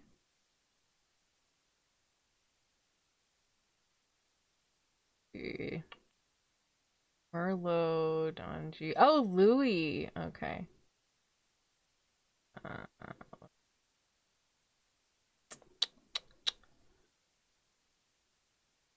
yeah. I don't know. I feel like the animation is just changing a lot for me to like keep up with it. I was like, oh my gosh. Nah, I'm okay. Unless I see a clip, maybe, but no, I'm okay. Hands off, sawaranaide kotesashi-kun. Okay. Koyo Echi. Oh, okay. Koyo Kotesashi possesses exceptional massage skills and dreams of becoming a sports doctor. Oh! Oh, okay. Okay. To secure scholarship to medical school, he enrolls at Sewa University High School, a powerhouse in athletics.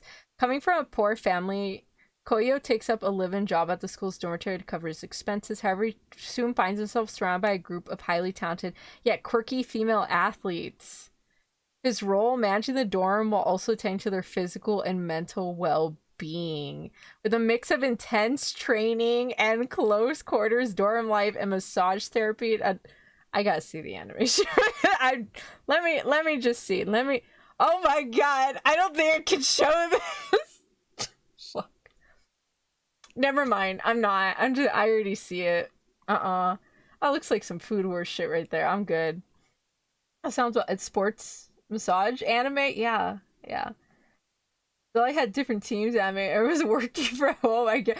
But like, did you see it though? Like, it looked a little different each time I looked at a frame. Wee woo, wee woo. Alright, Little Miss Vampire can't suck, right? What? No, I'm not getting clicked.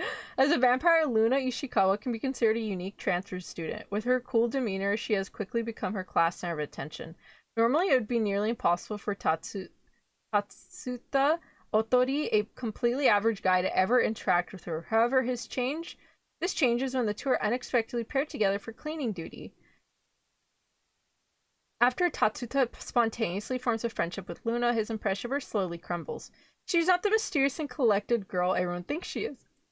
In fact, she's unable to even suck blood properly. Resolved to help Luna overcome her ineptness, Tatsuta proposes to become her practice partner. Pumping life into their mundane school days, the duo gradually works towards their delectable goal, improving Luna's blood-sucking skills with every bite she takes. I'm okay. I'm not gonna click that. I'm really not that interested. Okay. The dark history of the reincarnated villainess. I'm already kind of not liking the art style. I don't know. It actually might be 3D animated now that I'm looking. Konoha Sato has a dark history. After all, she spent her teen years writing self-indulgent fantasy romance fics with her dark history. But since she becomes its most despicable villainess, remembering every last detail is now a matter of life and death. Having avoided the first couple of death flags, Sato suddenly left in the dark when a mysterious stranger returns from the Lily Kingdom, a character she doesn't recall writing in the original script.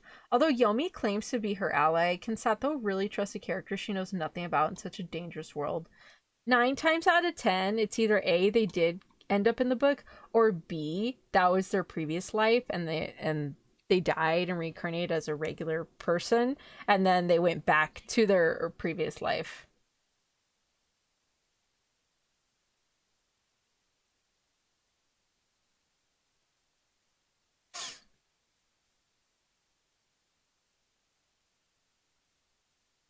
Whoa, what the heck?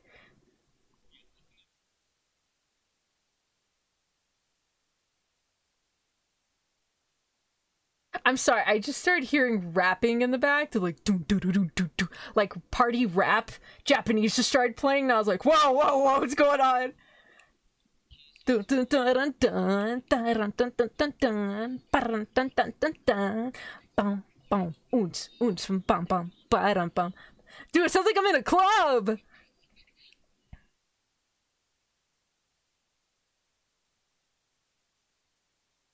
Okay, now we're getting into the anime. Do do do do do do do do do do do do do do do do do. Okay, the animation actually looks like fairly decent compared to like other stuff. Dun dun dun dun dun dun dun dun dun dun dun dun dun.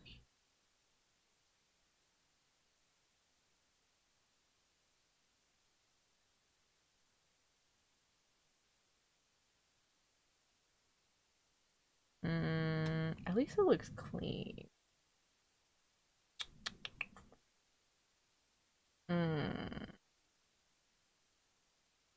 I will watch episode 1. I'm gonna give it 1 star. I'm gonna watch 1 episode, just see how it goes.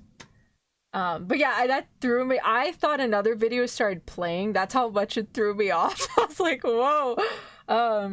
Literally the first scene is her getting a blue red truck. Wait, which one, Fei Long? Oh, don't want to see the V's? You never know which one. I love some of the comedy anime, even if they aren't the best animations. Yeah, like some are okay. Like the animation, it doesn't really narrow down to the animation. Like there's some that I still am willing to watch, but if I have like a bunch to watch, then I kind of just like pick the ones I really want to watch, you know. Oh, okay, it's a comedy. This one?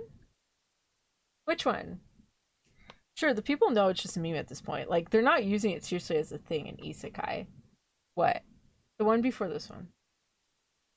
This one? I already looked at the VAs. Yeah, I already saw them. Title. Eh. Eh. Meh.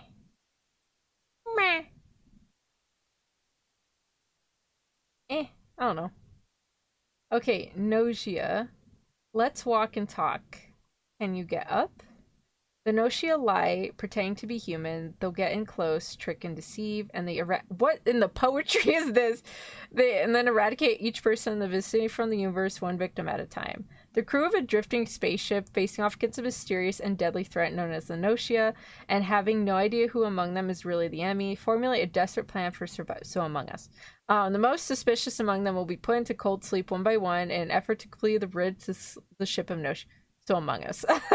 However, it is almost impossible to tell whether each person put into cold sleep is really a Noshia or simply a poor, unfortunate scapegoat, sacrificed by the Noshia for their own survival. Can the humans emerge victorious or are mankind doomed? I mean, let me see. Oh, it's called the one before Truckoon. Let me see.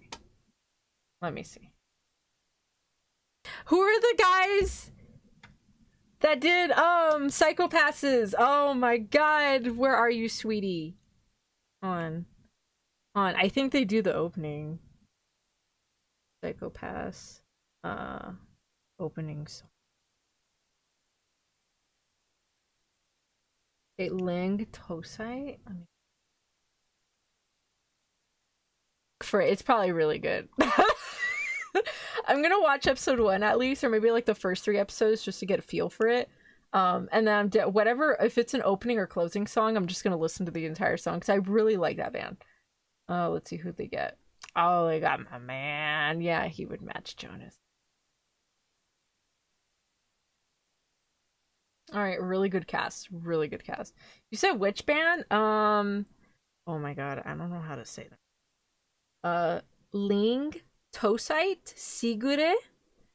Oh, let me. Ling site Sigure. I love their music. Oh my god, it's so good. I love their music. Oh man. One of my favorites. They did Psychopass. They did yeah, they did they're mainly known for like Psychopass among other. Oh my god, hold on, let me see. Ling site Sigure anime songs. Alright. So I need like All right, so they did Solo Leveling, they did My Hero, they did Chainsaw Man, they did Tokyo Ghoul Re, they did 91 Days. They did a song for 91 Days. So I didn't really recognize. They did Unravel from Tokyo Ghoul, so they're mainly well known for Unravel. Let's see. Yeah, they did Tokyo Ghoul. They did I think they did Omnioges, like another one.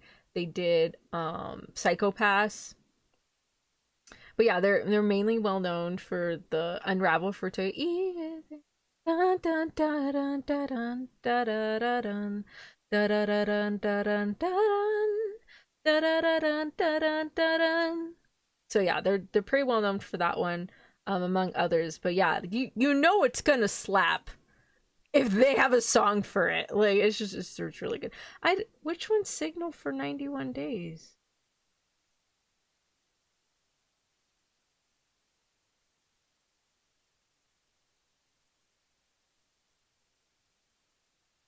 I didn't recognize them back then when I was watching 91 Days, so that's so sad. I don't feel like rewatching 91 Days. Oh yeah, it's probably where I recognize the band name for Unravel. I don't know why, but the anime reminded me of Braves of the Six Flowers. This one? I love Roko no Yusha. That is one of my favorite light novels of all time. I love it. It's sad that it left on a cliffhanger. It's sad that it's on an indefinite hiatus and probably never gonna come back. I don't know. It kind of gives me like Danganronpa vibes in a sense. I mean, maybe I don't know. Roku no Yusho is I thought Roku no Yusho was gonna be an isekai, and it ended up becoming like a mystery whodunit sort of situation. But I mean, I don't know, they're kind of in one spot, whereas in Roku no Yusha, they're kind of traveling around and there's a bunch of stuff going on in the back. So I don't know. It kind of reminds me of the Nonary games. In a sense, it reminds me of Nonary games. But yeah. I think I'm gonna watch it. Oh, Signal? I haven't heard that song in so long. Have you seen 91 Days then? I put it, okay. Yeah. Like, okay, so you did. Have you seen 91 Days? Alright, let's play. Fuck.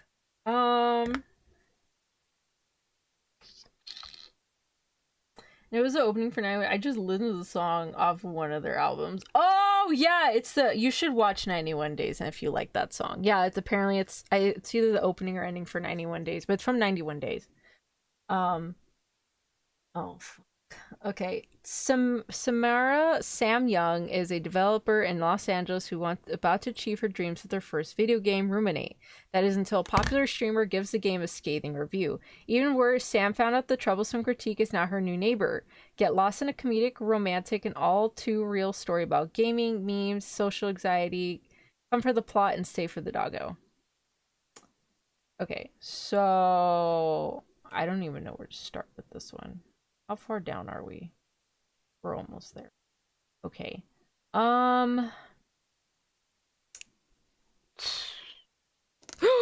Digimon Beat Break? Oh, we haven't gotten a new Digimon anime in so fucking long.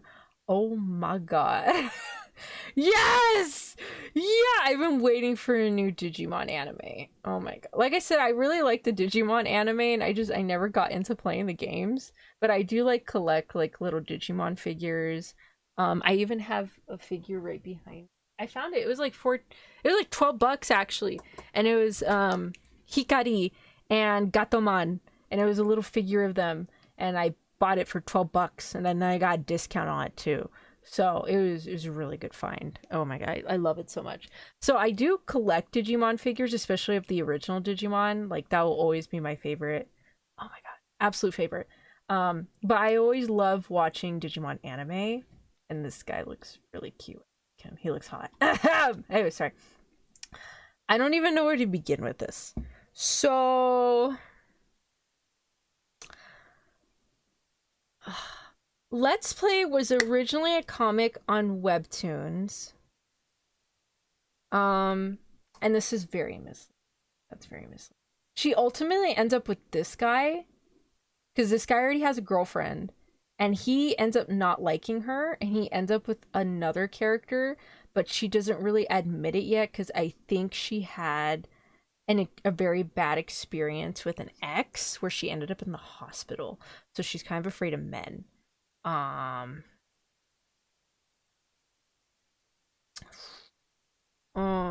there's a lot going. I haven't watched show, but I remember listening to the song description. Almost sounds like they're starting over. How are they doing Digimon now? Like, is it more catered to a mature audience, or is it still like Pokemon? I think it's catered to more mature audience, and at least older, at least maybe like teens still, but definitely not for like kids.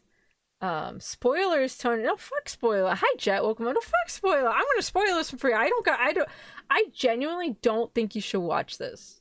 I genuinely don't think you should. But if you want to watch it, you can. But yeah, spoilers for Let's Play. I'm gonna tell spoilers. I want to tell the story just because I really don't know what direction they're gonna go with, and I kind of ended up not liking it later. And it left a really bad taste in a lot of people's mouths later on. How's it going? Good. How's it going for you? But yeah, I think newer Digimon is kind of more in the older teen, or at least teen genre, not for like the little kid anymore. They did span and spread out and expand on like the original cast and stuff with those movies that came out. But this one looks like a new cast. All right, so for Let's Play, basically what happened, I'm gonna tell you the plot real quick. I'm just gonna tell you the whole story. So she was hospitalized a lot, and she made a video game, and at the end of the game, it's a thank you to the streamer that she would watch while she was in the hospital. He's essentially Markiplier. This guy, he's pretty much Markiplier. From what I saw from rumors, this was essentially like a Markiplier fanfic that got turned into an original work. But I don't know. Who knows? So he's essentially a Markiplier, and back then, I don't know if they still do this, but back then, from what I saw, a lot of game developers would put little stories or little messages to particular streamers. I think in Sally Face, they had like a little Easter egg for Jacksepticeye. There's another game Markiplier did, and all the developers had little messages for him at the end. Markimu anime. Whoa, congrats, Markiplier. Oh, it was Markiplier. I don't know. There was rumors going around that it probably was, and I kind of got that impression that like it might, like, he was supposed to be based out, like, heavily based off of Markiplier. And so she made this game, and she had a cute little note at the end. And so she was very devastated when he was trying to play the game, and he just wasn't playing it properly, and he said the game was shit. And it tanked her reviews of the game, essentially, to like, it went from 5 stars to like 0.5 or something. And she was really devastated. And so later on, he has to go on a break because he's having heart problems. And he has a girlfriend who's like this really popular influencer, really big booba, really cute chihuahua named Princess, like pink hair, and she's really hot and stuff. And so they decide to focus like on themselves, and he has to relax, and she's kind of take care of him because he's like estranged from his family. And he moves in next door to her, to Sam, and she has a little French terrier. I forgot what his name was. Oh god, Browser. His name is Browser.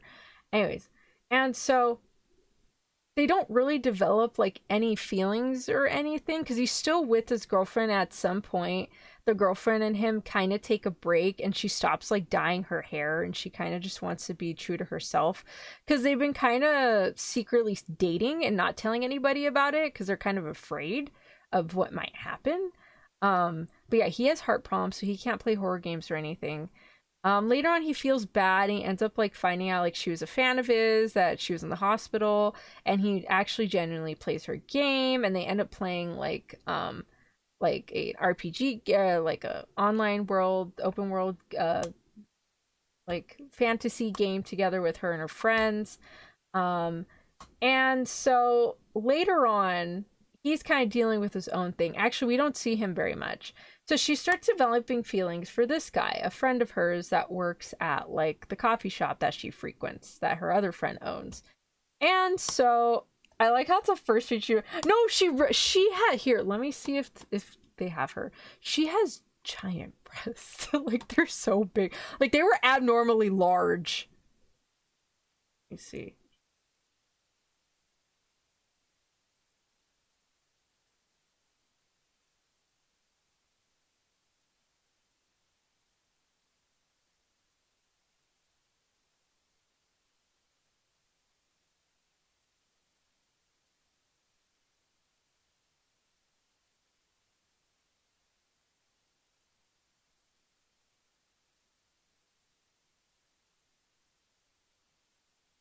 Yeah, his name's Martial Law.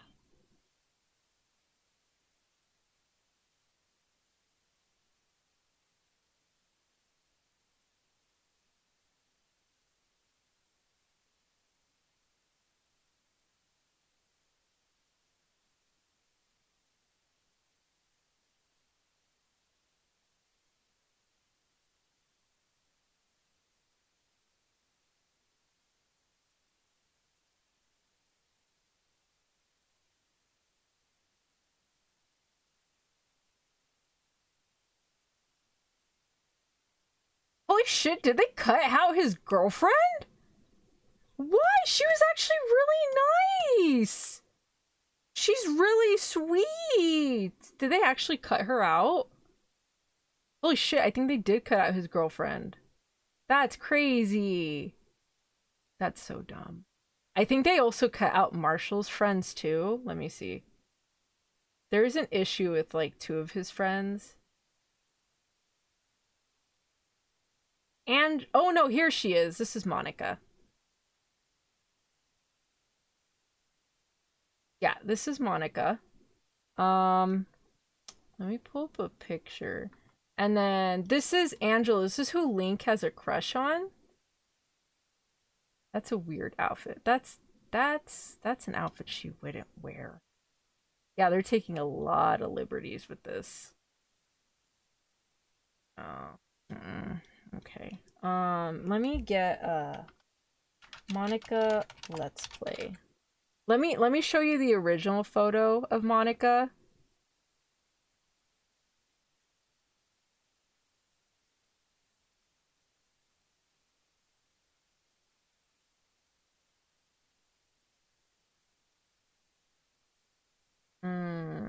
Monica Mackenzie. All right, let me see. Let's Play webtoon.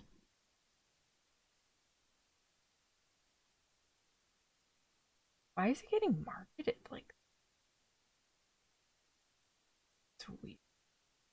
Well, whatever. I'm sorry. I hate the way this is being marketed right now. Like it's just weird. All right, so let me see. Image 5. Let me show you guys what Monica looked like.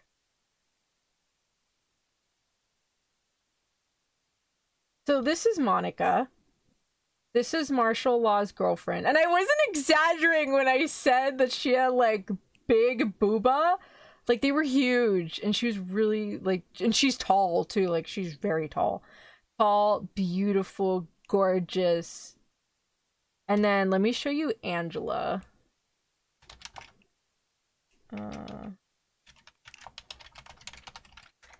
That's an outfit I don't recall her wearing. Angela O'Neill, I think she's supposed to be very much kind of like a April O'Neil vibe. Let me see.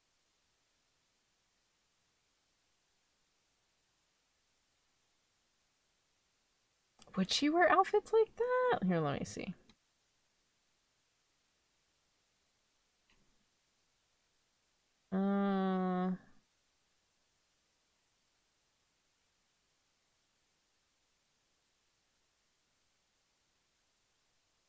Okay, so let me get Angela. I don't know why none of these are like up to date for some reason. Not up to date, but like I thought they would have more photos if this has over like 9 million downloads. That's not that big for an anime. I know, but Fei Long was saying, "Oh, I like that's the first thing you say." It's like, no, I know. So this is what. Oh, it's really blurry. Anyways, this is what Angela looks like. So yeah, I don't know why it's being marketed like that because Link never had a crush on her. Like at all. He actually, like, when she confesses to him, he says, "Oh, I don't see you in that way." And so she's completely rejected. And then Marshall, like, her and Marshall don't really have like romantic chemistry, because again, he was with his girlfriend for most of like the book or the comic, and even after he got out of the hospital, she insisted on staying with him to like help him out with, like, help take care of him and stuff, because she was like genuinely very worried. And she ends up with this blonde guy who is actually the assistant to her father, because her father owns the tech company, the tech company she works at. So she, I think, is a coder or something, and her father owns that company. So she's the daughter of the CEO, and this is the CEO's assistant. So she ends up with him, and near the end of the comic, from what I remember, it was just them getting it on, like, for the last several many chapters. That's pretty much all I remember. From the looks of it, it looks like they took out Marshall. So Marshall had two friends. I forgot who it was. I know there was like supposed to be like a Latin American kind of dude. I think they took him out. Let's see. But yeah, I'm not liking the direction this is going in. I'm looking at volume 8, like the cover of volume 8, and I guess that's kind of the direction. They're all kind of crushing on her, but not really. The only ones that like have mutual feelings is these two. But he doesn't like her. He never saw her in that way. I think he thought he did, but then he's like, no, I don't, and I treat her as like a friend. And then again, Marshall is very much with his girlfriend, and even during their break, he's dealing with his own family shit. Like, there's a lot of stuff to unpack there. But yeah, I'm not gonna watch it. I never want to reread it. I just feel like it got off track. Like there wasn't really a story anymore. So I don't know. We'll see. Oh wow, she doesn't know Shiame. It's just Among Us. Yeah, it's just Among Us. That's what I was saying. So Among Us. That's what I was saying. Well, hey, it looks like they might not be following the source material. Oh no, I would rather them follow the source material, because I'd rather her just end up with that guy instead of her having be with either of them. Like, oh no. Let's see. You said no. She just makes video games. She's a coder. She codes. That bad, huh? Yeah. Can you show a pic of her for research? Yeah, I should be good. She probably couldn't for her on the screen. But yeah, I don't know. People will probably go watch it. We'll see how it goes. But you can look up reviews, and you can look up the comic yourself and give it a read. It was okay, I guess. It was just something to read, because there wasn't that many big webtoons back then. So it's just like one of the ones to read, Alright, so continuing. With you, our love will make it through. This looks really cute. What is this? High schooler Mari bumps into a fellow Tari student. She's surprised to find out he's a beast folk who's to attend her school. After all, it's not rare for beast folk to coexist alongside humans, but it's still uncommon, with the prejudice and all. Nervous to meet one at first, Mari soon learns his more to him than his furry exterior. In fact, the more she gets to know him, the more she finds herself drawn to him. His steadfastness, his kind-heartedness, and his body. Okay, monster fucking. I understand. Okay. I'm genuinely curious. Let me see. I need art styles to look a particular way if I want the MC to end up with, like... I'm sorry, his hands just threw me off! I was expecting them to look like wolf claws, not just look like hands, but they're blue. I'm expecting Legoshi. I think my B-stars have raised my standards for how I want, like, certain animal features to look like.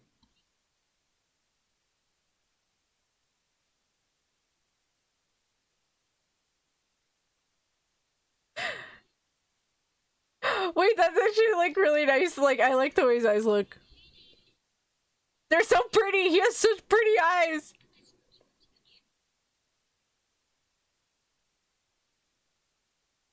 What's a furry anime now? Okay. I think B-stars was enough for me. I'm okay. I'm good. Oh, it's a Pomeranian.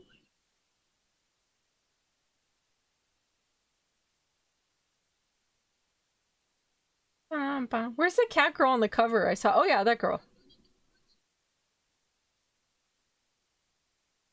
Damn.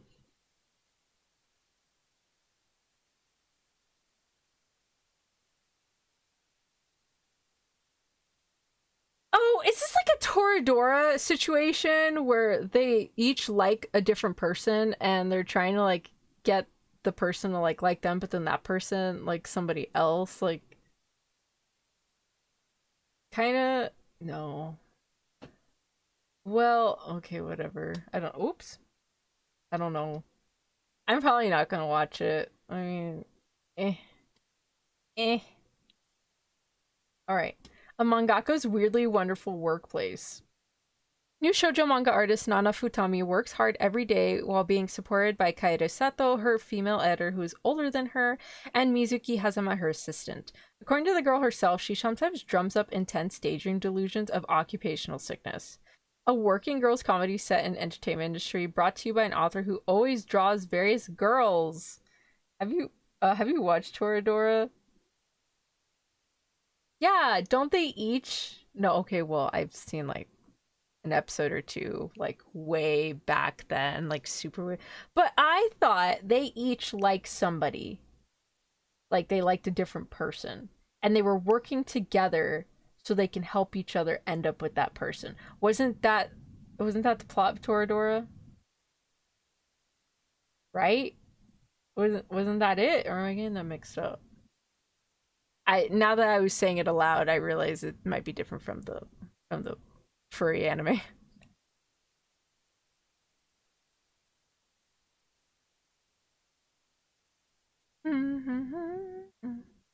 You need to watch Toradora. You think this is gonna be the next thing for romances, furry boys? I don't know. I think Beastar set too high of a standard that it needs to be like action packed. No, I'm pretty sure it's not. Wait, that's not the plot of Toradora? Okay, what's the plot of Toradora? Baka.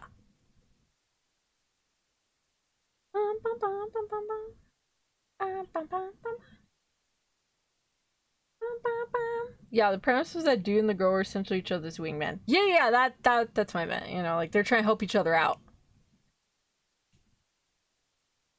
This looks cute. This kind of reminds me of New Game.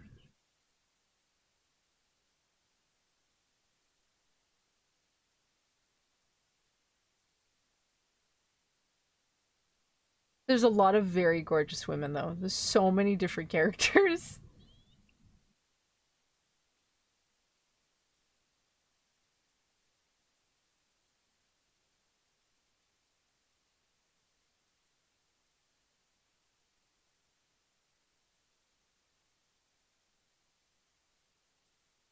I like it, but I feel like it's gonna be too slow, and I'm not gonna like want to watch it. It looks cute though. I do recommend it if you like comedy and slice of life anime, especially if you watch New Game and you enjoyed New Game. You should watch it.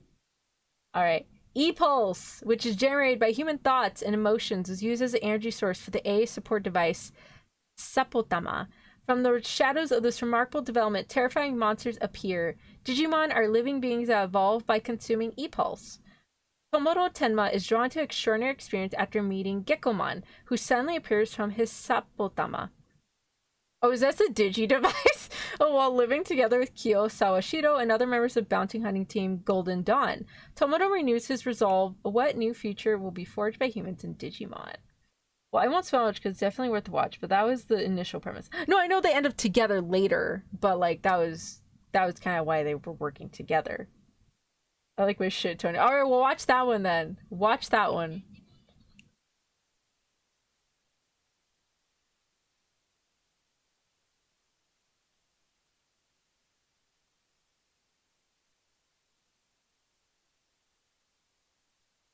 I like him. He's so cute.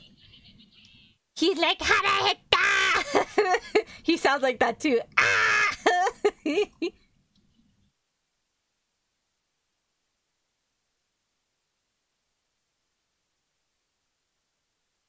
개꼬만지나.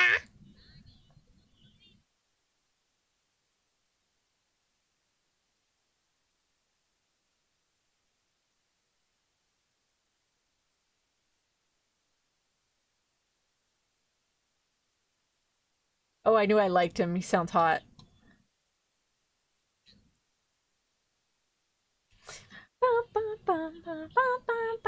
They're called cleaners, apparently, so they're go do stuff. They clean up something.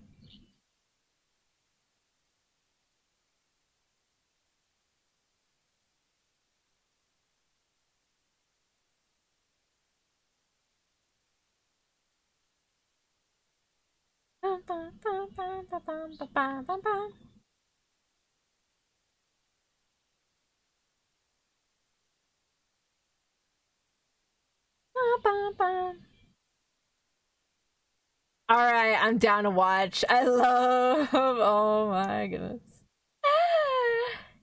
Yeah.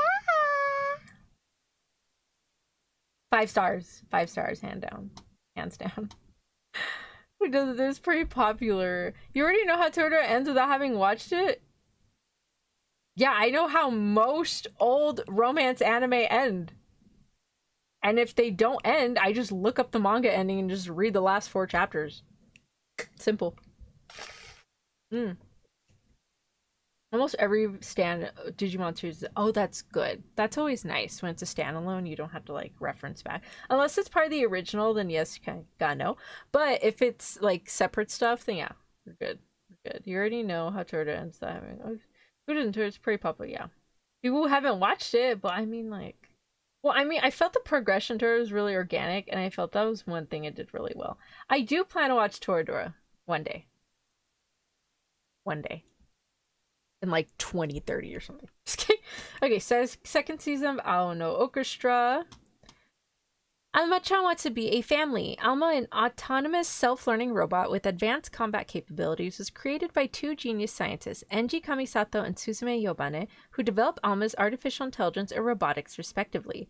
After being mocked by their former acquaintances, the duo have worked together in order to show the world their true talents. But even though they cooperate in their work, the 2 scientists cannot seem to get along in their personal lives. However, despite their constant bickering, Enji and Suzume develop a glint of mutual affection, feelings that do not go unnoticed by their adorable robot creation. Now curious, Alma starts to question the true nature of her career's relationship. As she learns more about humanity from those around her, Alma's bonds with Enji and Suzume only go. So they make a daughter together. That's cute. I'm curious. Let me see. The draw of the series is not the ending, it's just the build-up. What do you mean? Frustration in the build-up. And how they're taking care of, like, no, was it Kana? It was Kana. I can't remember, but, like, when Toru and Kobayashi were taking care of, like, the little dragon girl, it kind of gives me that vibe, and I'm really liking it. Okay, I'm gonna give it 2 stars, because I really do actually want to watch, like, yeah, Ryota Suzuki. I actually do want to, like, watch it because this looks really cute.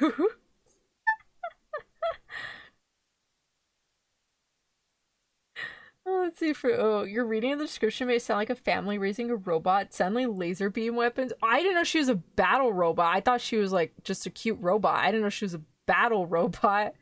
That's completely different. All right, Tojima wants to be a common writer. Oh, where's my Power Ranger? Bubba, I have a question. My little Power Ranger toast. For the Kamen Rider series or Power Ranger series, are those usually standalone or those usually have like some sort of relation? Because I've seen a few, like, I guess like Kamen Rider inspired anime, but like, are they usually standalone too, or how does that work? Tojima Tanzaburo has spent his entire life chasing a dream to become a Kamen Rider. Now at 40, reality has nearly caught up with him. He's on the verge of letting go of his childhood fantasy. So Kaiju 8. That is until he gets caught in a crime wave led by fake shocker gang, turning his longtime dream to something far more dangerous. But starts as pretend hero's journey quickly becomes something real. The ultimate Kamen Rider fantasy is about to begin. So, like, Kaiju 8. Wait, do you not like slow burns? I don't mind slow burns. I am all down for reading slow burns. I've read fanfic that's literally like 20 to like 35 chapters long of a slow burn, and they don't get together to like the end. Okay. So I'm totally fine with slow burns. I just want to be cute. It depends. Most of the time they were standalone with the exception of cross. Okay. That's all I need to know. Thank you. Okay, so this one's probably on their own. No, I'm okay. Alright, touring after the apocalypse. All alone after the end of days, two girls bike through empty ruins of Japan. They're not about to let the collapse of civilization get in the way of sightseeing, even when the world ends or journey goes on. I don't know about that. Okay, so these are kind of like magical girl anime where it could be 50-50, where their journeys could be really cute and full of laughter and fun, or they're gonna come across like certain situations and scenes that are like kind of like, whoa. What is the source material? Shumatsu touring. Okay. Shumatsu touring manga and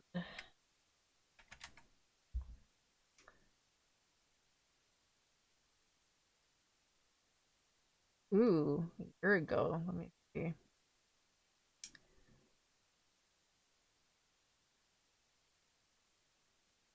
Okay, so it's licensed under Yen Press right now. Did it end though? Still going. Let me see.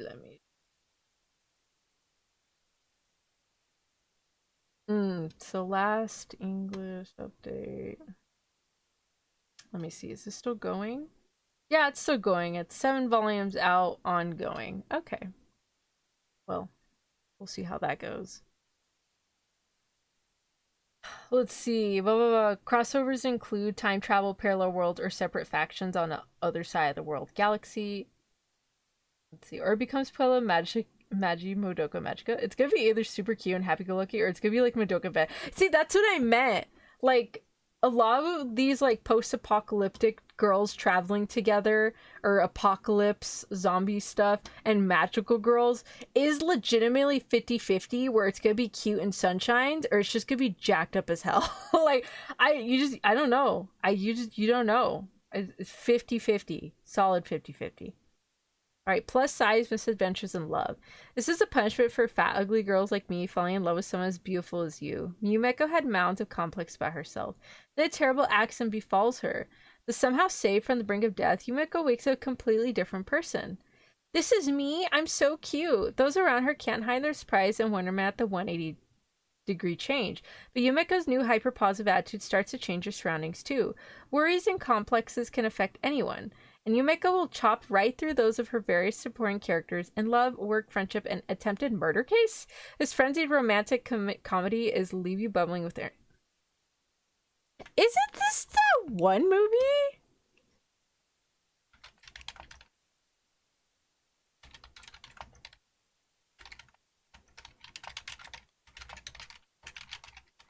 Let me see.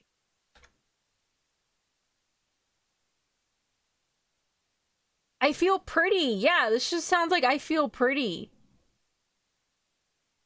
Starring Amy Schumer. In this film, Schumer's character, Renee Bennett hits her head after a fall at a fitness class and wakes up believing she's suddenly the most beautiful and confident woman in the world, despite her appearance not changing.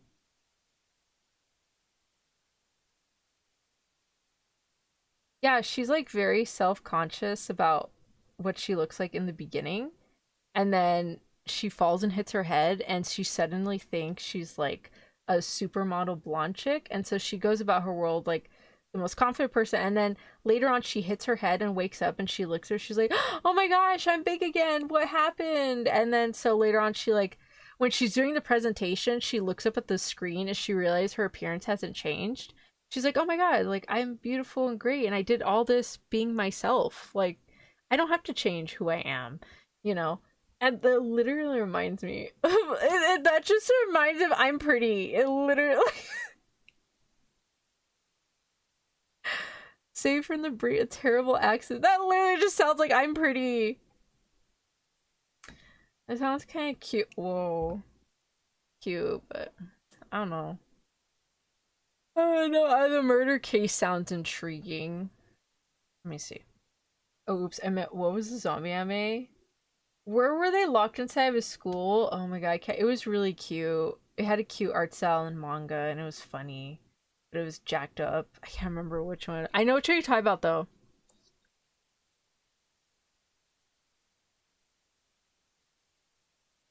Oh, they got good VA for him.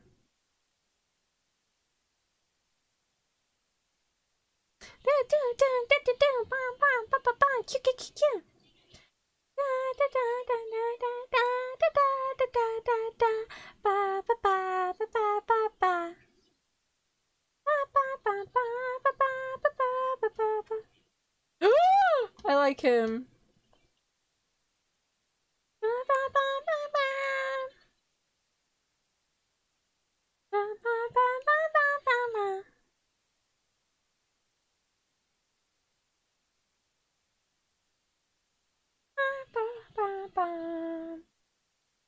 School Live! Is that on it? Hold on. Let me see.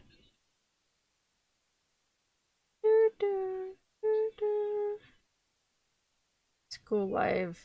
Yes, School Live! Yeah, that one. That one.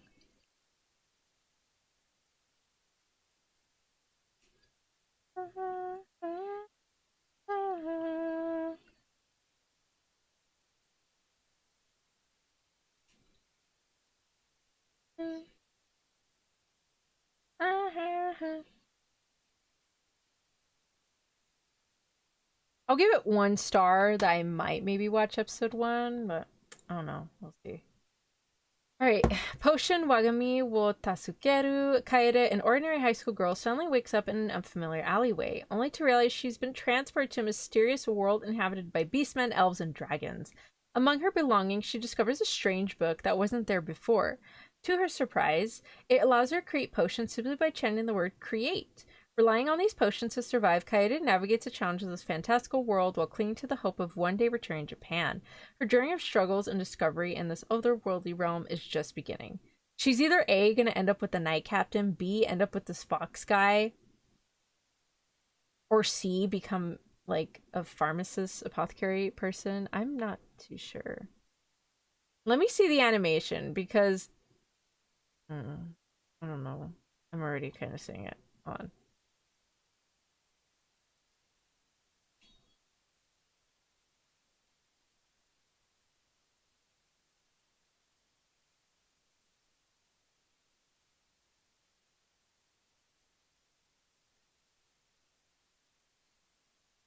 Oh, it's that kind of animation. Yeah, no, we're not doing that. No, thank you.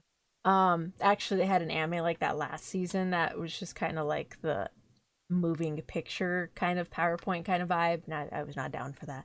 Isekai Poshko with either OP ability or something like that. I'm not liking the animation. I'm just gonna skip that. All right, so Shabake. In the Edo period, Ichotaru, the youngest master of Nagasakiya, one of the largest stores in Nihonbashi, has been in poor health since birth and is unable to go out. However, Ichotaru is always protected by demons such as Shirosawa and Inugami, who serve him. One night, Ichitaro goes out secretly and witnesses a murder. From that day on, bizarre murders begin to occur one after another in Edo. With the help of the demons, Ichitaro's search for the culprit begins. Oh my god, I love mystery with Edo period and yokai. I love this already. Alright, that one frame looked... Oh my god! Daiki Yamashita. Oh, he does a lot of like main characters. Oh, pretty! Oh, already! Oh, Daisuke Namikawa. Yeah.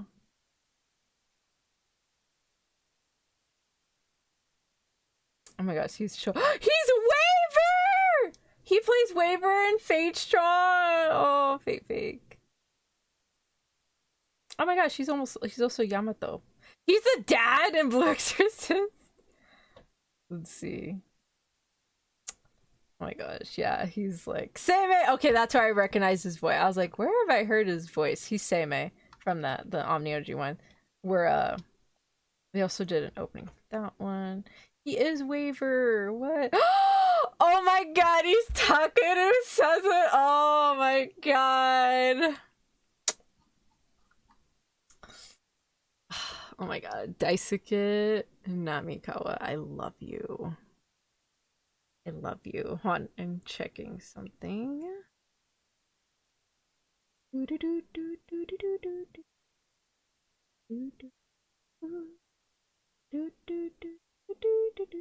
Oh, he voice acted Italy too? That is throwing me off. No way! No way! Oh my gosh, that's so funny. That's actually kind of cute. Oh my goodness. Hmm.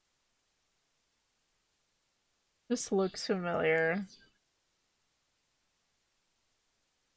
I can't forget that night, Your Majesty. What is that? I feel like I've read this manhwa.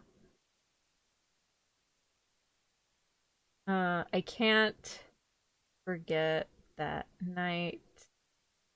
Majesty manhwa. Forget that night, Your Majesty. Okay.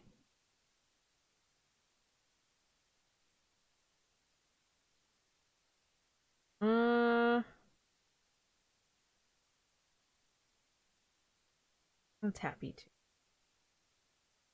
Okay, forget that night, Your Majesty. Okay, let me see. That looks familiar. I feel like I've read this before. 46 chapters. It's still ongoing.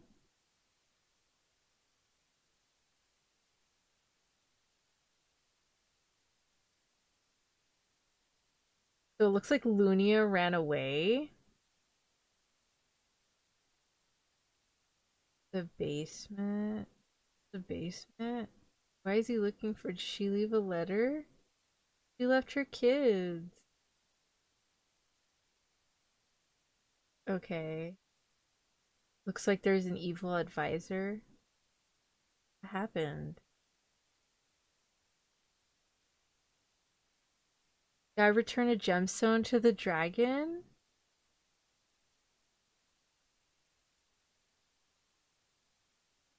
Okay, so she got kidnapped, apparently.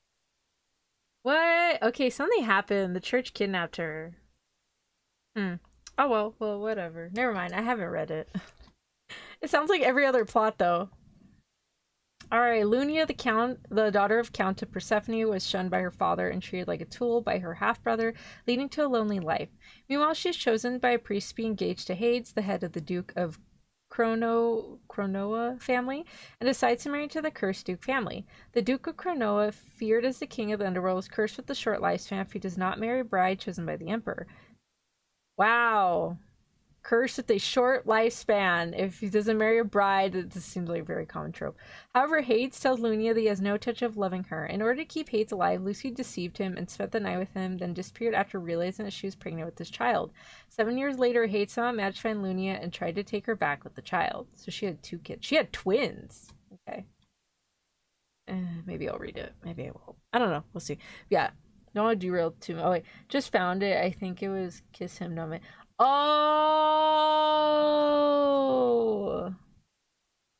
I did an anime where a hero from Team like Kamura was in love with a female villain, but they wanted to hide it from everyone. Oh yeah, I think I read that. Well, I didn't read it. I saw it kind of vaguely. Oh my god, Monster Strike is coming back. Holy shit! All right. Okay, so the thing with Kiss Him Not Me is that most of the guys fell in love with her after she had lost weight, and in the end she did end up with the gentleman who was already kind of in love with her prior to that. Like, they were friends and they were in the same club and all that. Oh my god, almost broke my thing. But yeah, they were already kind of in love, not in love, but they were already good friends, childhood friends, I think. So she did end up with the guy that people agree with, like, oh, okay, great, that's good. Like, glad she ended up with him. But the thing was, like, just people were not for her ending up with any of the other guys because they only liked her because of the way she looked, not because of who she was. That was the issue for that one. All right, Ninja versus Gokuro. Since ancient times, the ninja and the yakuza have been at war, spilling blood around the world as empires rise and fall. So in the modern age, Shinoha, a ninja, meets Kiwami, a gangster following the path of the yakuza, the gakuro, and discovers they have common interests. The obvious assumption is that nothing good could come of it, but can it be that one burgeoning romance will shake up a 300-year-old... What? Is the blonde a woman? Or is... Yeah, is this a...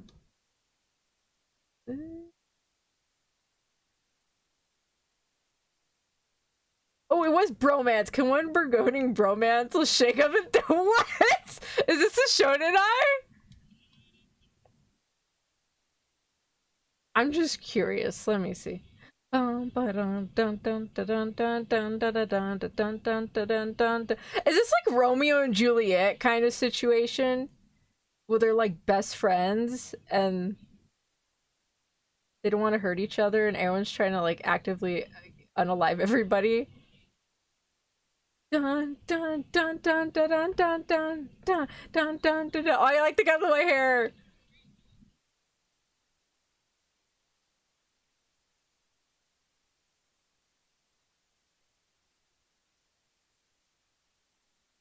Bum, bum, bum, bum. Oh, he has a good VA too. Dun dun.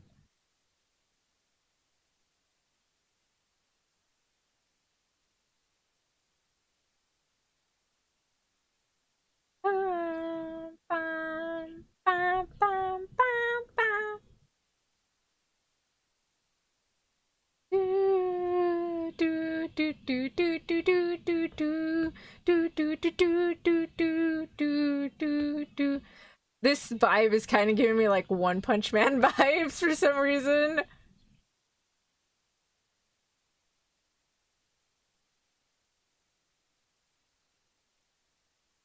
So like, where's his boyfriend? I'm so confused. You said bromance, but I just saw one guy. I don't even see who this is. I'm so confused. You said there's a bromance, but who's what? I barely saw this guy. I barely saw him. I got a good cast though. I'll give him that. I'm probably not gonna watch it. I was really confused. That's the same animation studio that did Attack on Titan. They have similar art styles with the super thick black borders. I am not too sure. I can double check. All right. Producer's good smile. What? Studio Dean. Which studio did Attack on Titan? Mappa. No. Okay. Attack on Titan was done by Wit Studio and Mappa, not Studio Dean. Okay, so we have Monster Strike. I did watch Monster Strike a while back. I was very confused. All right. Nohara Hirumeshi no Ryugi. The series follows Hiroshi Nohara's ultimate lunchtime philosophy as he carefully selects and enjoys his midday meals within the constraints of a limited budget and break time.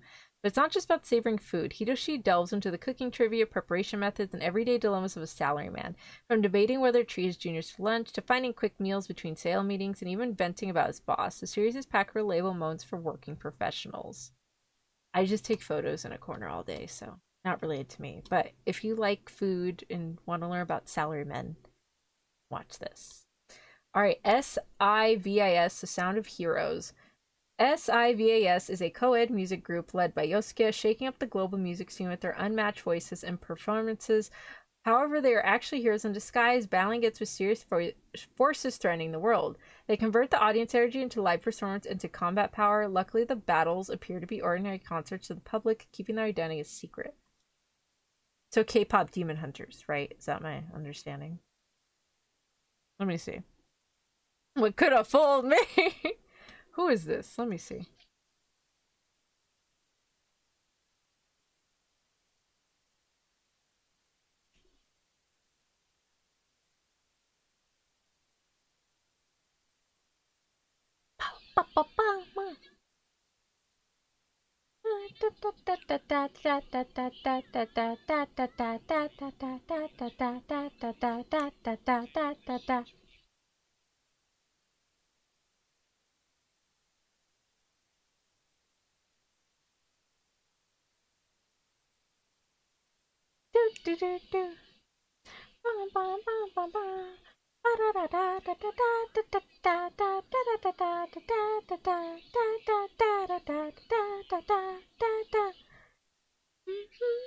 So they're like music Power Rangers, essentially.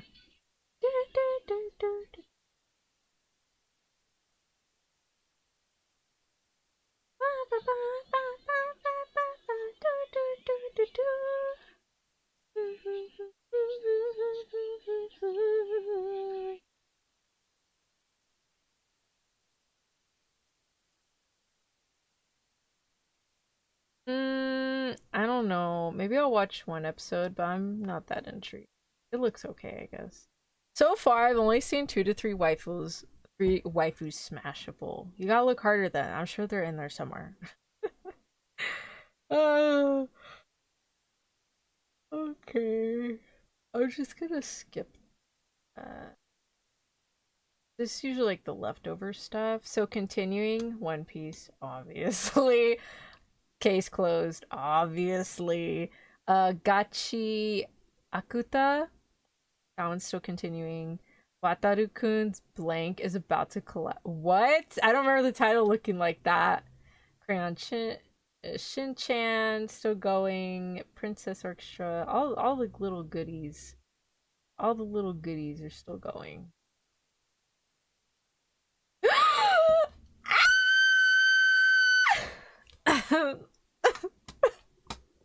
Just know, when this drops, it's over. It's over for you. I'm spamming retweet, and I'm gushing about this. Oh my god. Oh wait, no, I can't watch it. I know Disney will definitely hit.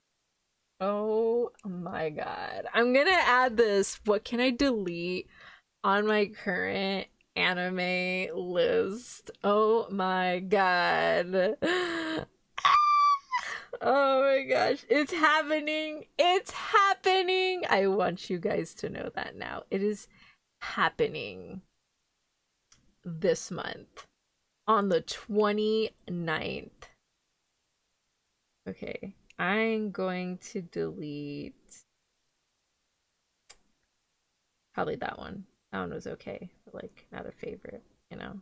Yeah, I'll probably delete like these 3 later. But yeah, this is definitely gonna be #1 on that spot. Like at this point, I think I'm just gonna have to like get rid of like all of my favorite anime and just do season 1 through 7. Like I'm gonna have to get rid of 7 of my favorite anime and just do season 1 through 7 of Twisted Wonderland, like in the beginning, for my favorites list, because oh my god. I totally forgot. I've been reading the light novel and the manga, and I haven't logged in any of this shit on my anime list, like, at all. Just let us know when it drops so we can mute tweets. Oh, thanks. No, I'm kidding. Oh, it's okay, but like, oh my god. Oh, and then we got Records of Ragnarok Season 3. I heard... Okay, so far I've liked Records of Ragnarok, the anime. I've heard the manga's way better, which obviously it is. But like I actually think the anime's doing okay. Okay, I genuinely think it's doing. All right, let's. I think that is it. There's nothing else like popping out in my face right now. Oh yeah, oh my god. Oh wait, no, compilation of the first. No, I don't want a compilation. I want another season. I don't want no compilation. Give me another season, damn it. Ah. Okay, cool. Okay.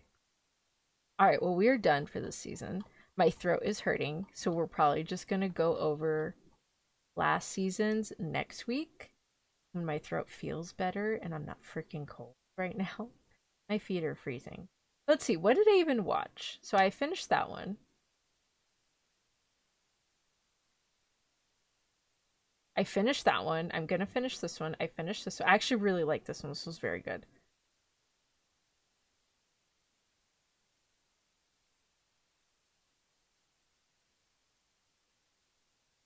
I finished this one. I'm gonna finish this one.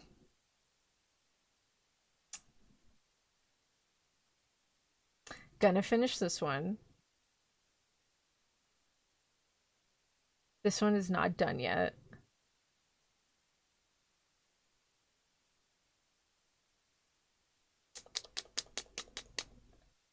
And you know what? I think that was it. I didn't watch a whole lot this season. Let's see. I watched 1, 2, 3, 4, 5. Okay, so the animation on this one was really bad, but I actually really liked the premise and it was pretty good. And Ayumu Murasa voiced him, but I will give you a warning: the animation is very bad in that one. Oh my god, kind of appalling. I couldn't even get excited for like the fight scenes because it's that appalling. 5, 6, 7, 8, 9. Yeah, and that was it. I only watched 9, so we'll see how that goes. There might be a few hidden gems, though. I would say there's not an anime that gets me really hyped this season. Yeah, I'm sure one of these is gonna, like, pop up. I was actually not expecting this one to be as popular as it is. Well, not that one. This one. The Fragrant Flower Blooms with Dignity. It's actually very, very good. From the manga scenes I've seen, I'm not entirely up to date on what's going on. Like, I don't know the overall story, but I am up to date on the recent chapters, if that makes sense. But yeah. Yeah. Alright, cool. Oopsie daisy. Awesome. Alright, well, thank you everybody for joining me. I really appreciate it. I hope you all have a wonderful rest of your morning, afternoon, and or evening in whichever part of the world you're in. I will be seeing y'all next week. We will continue, and I will go over last season's anime, and then I don't know what to do. Maybe Octopath. I'm thinking I want to play Octopath Traveler next week.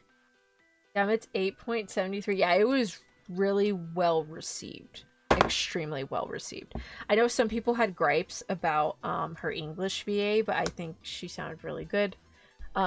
Honestly, most of the time, I'm surprised I didn't see Who Made Me a Princess. That's weird. That one should have popped up. I know they're doing a donghua and an anime for it too. Like, it got licensed by 2 different companies. That's a little surprising. Whatever. Sent a thing. Oh, I was gonna raid Adidu. Did you send me Adidu's? I was gonna raid Adidu. She's drawing more cute chibis. Is it Adidu you sent me? If it's not Adidu, I was gonna do Adidu. Do you feel the same? Oh wait, hold on. No, I haven't watched it yet, but from what I've seen from the clips I've seen on TikTok as well as the manga panels, it looks very good. And it's actually very genuine and very mature kind of a romance. I don't know. I am liking it right now from what I'm seeing. It looks very good. Come on. I got my Wi-Fi's not.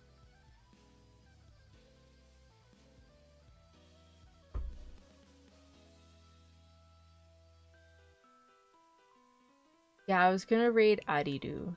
So, if you didn't send me Adidu, sorry. But yeah, I was gonna raid Adidu.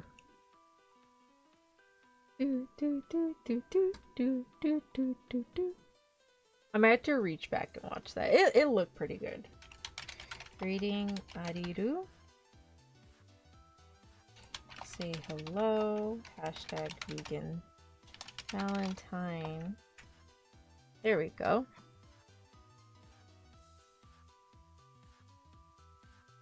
And then let me get the customize. Yeah, I'm gonna go eat dinner, take some medicine, put on socks because I have no socks on. Alright, well, thank you everybody for joining me. I really appreciate it. I hope you all have a wonderful rest of your morning, afternoon, and or evening, whichever part of the world. So you Gumi making dino nuggets. Oh, it's okay, I already put Adidu. Maybe next time. Oh, dino nuggies. Dino nuggies. Don't say I did it. No, it's all good. It's all good. Thank you. No, it's okay. It's all good. Thank you, though. Thank you for letting me know. Okay, so I'm gonna raid Adidu. My Wi-Fi not working. She's making them for. How do you make dino nuggets from scratch? That's crazy. If I made anything from scratch, it just would turn out very bad. I assure you. Go, it's Toradora someday. Someday. Probably in like 2030 or something. We'll see. Alright, well, bye everybody. Let's go raid Adidu. Let's say hello and look out at her chibis. But thank you for joining me, and I will see y'all next week. Bye everybody. Love you. Bye bye.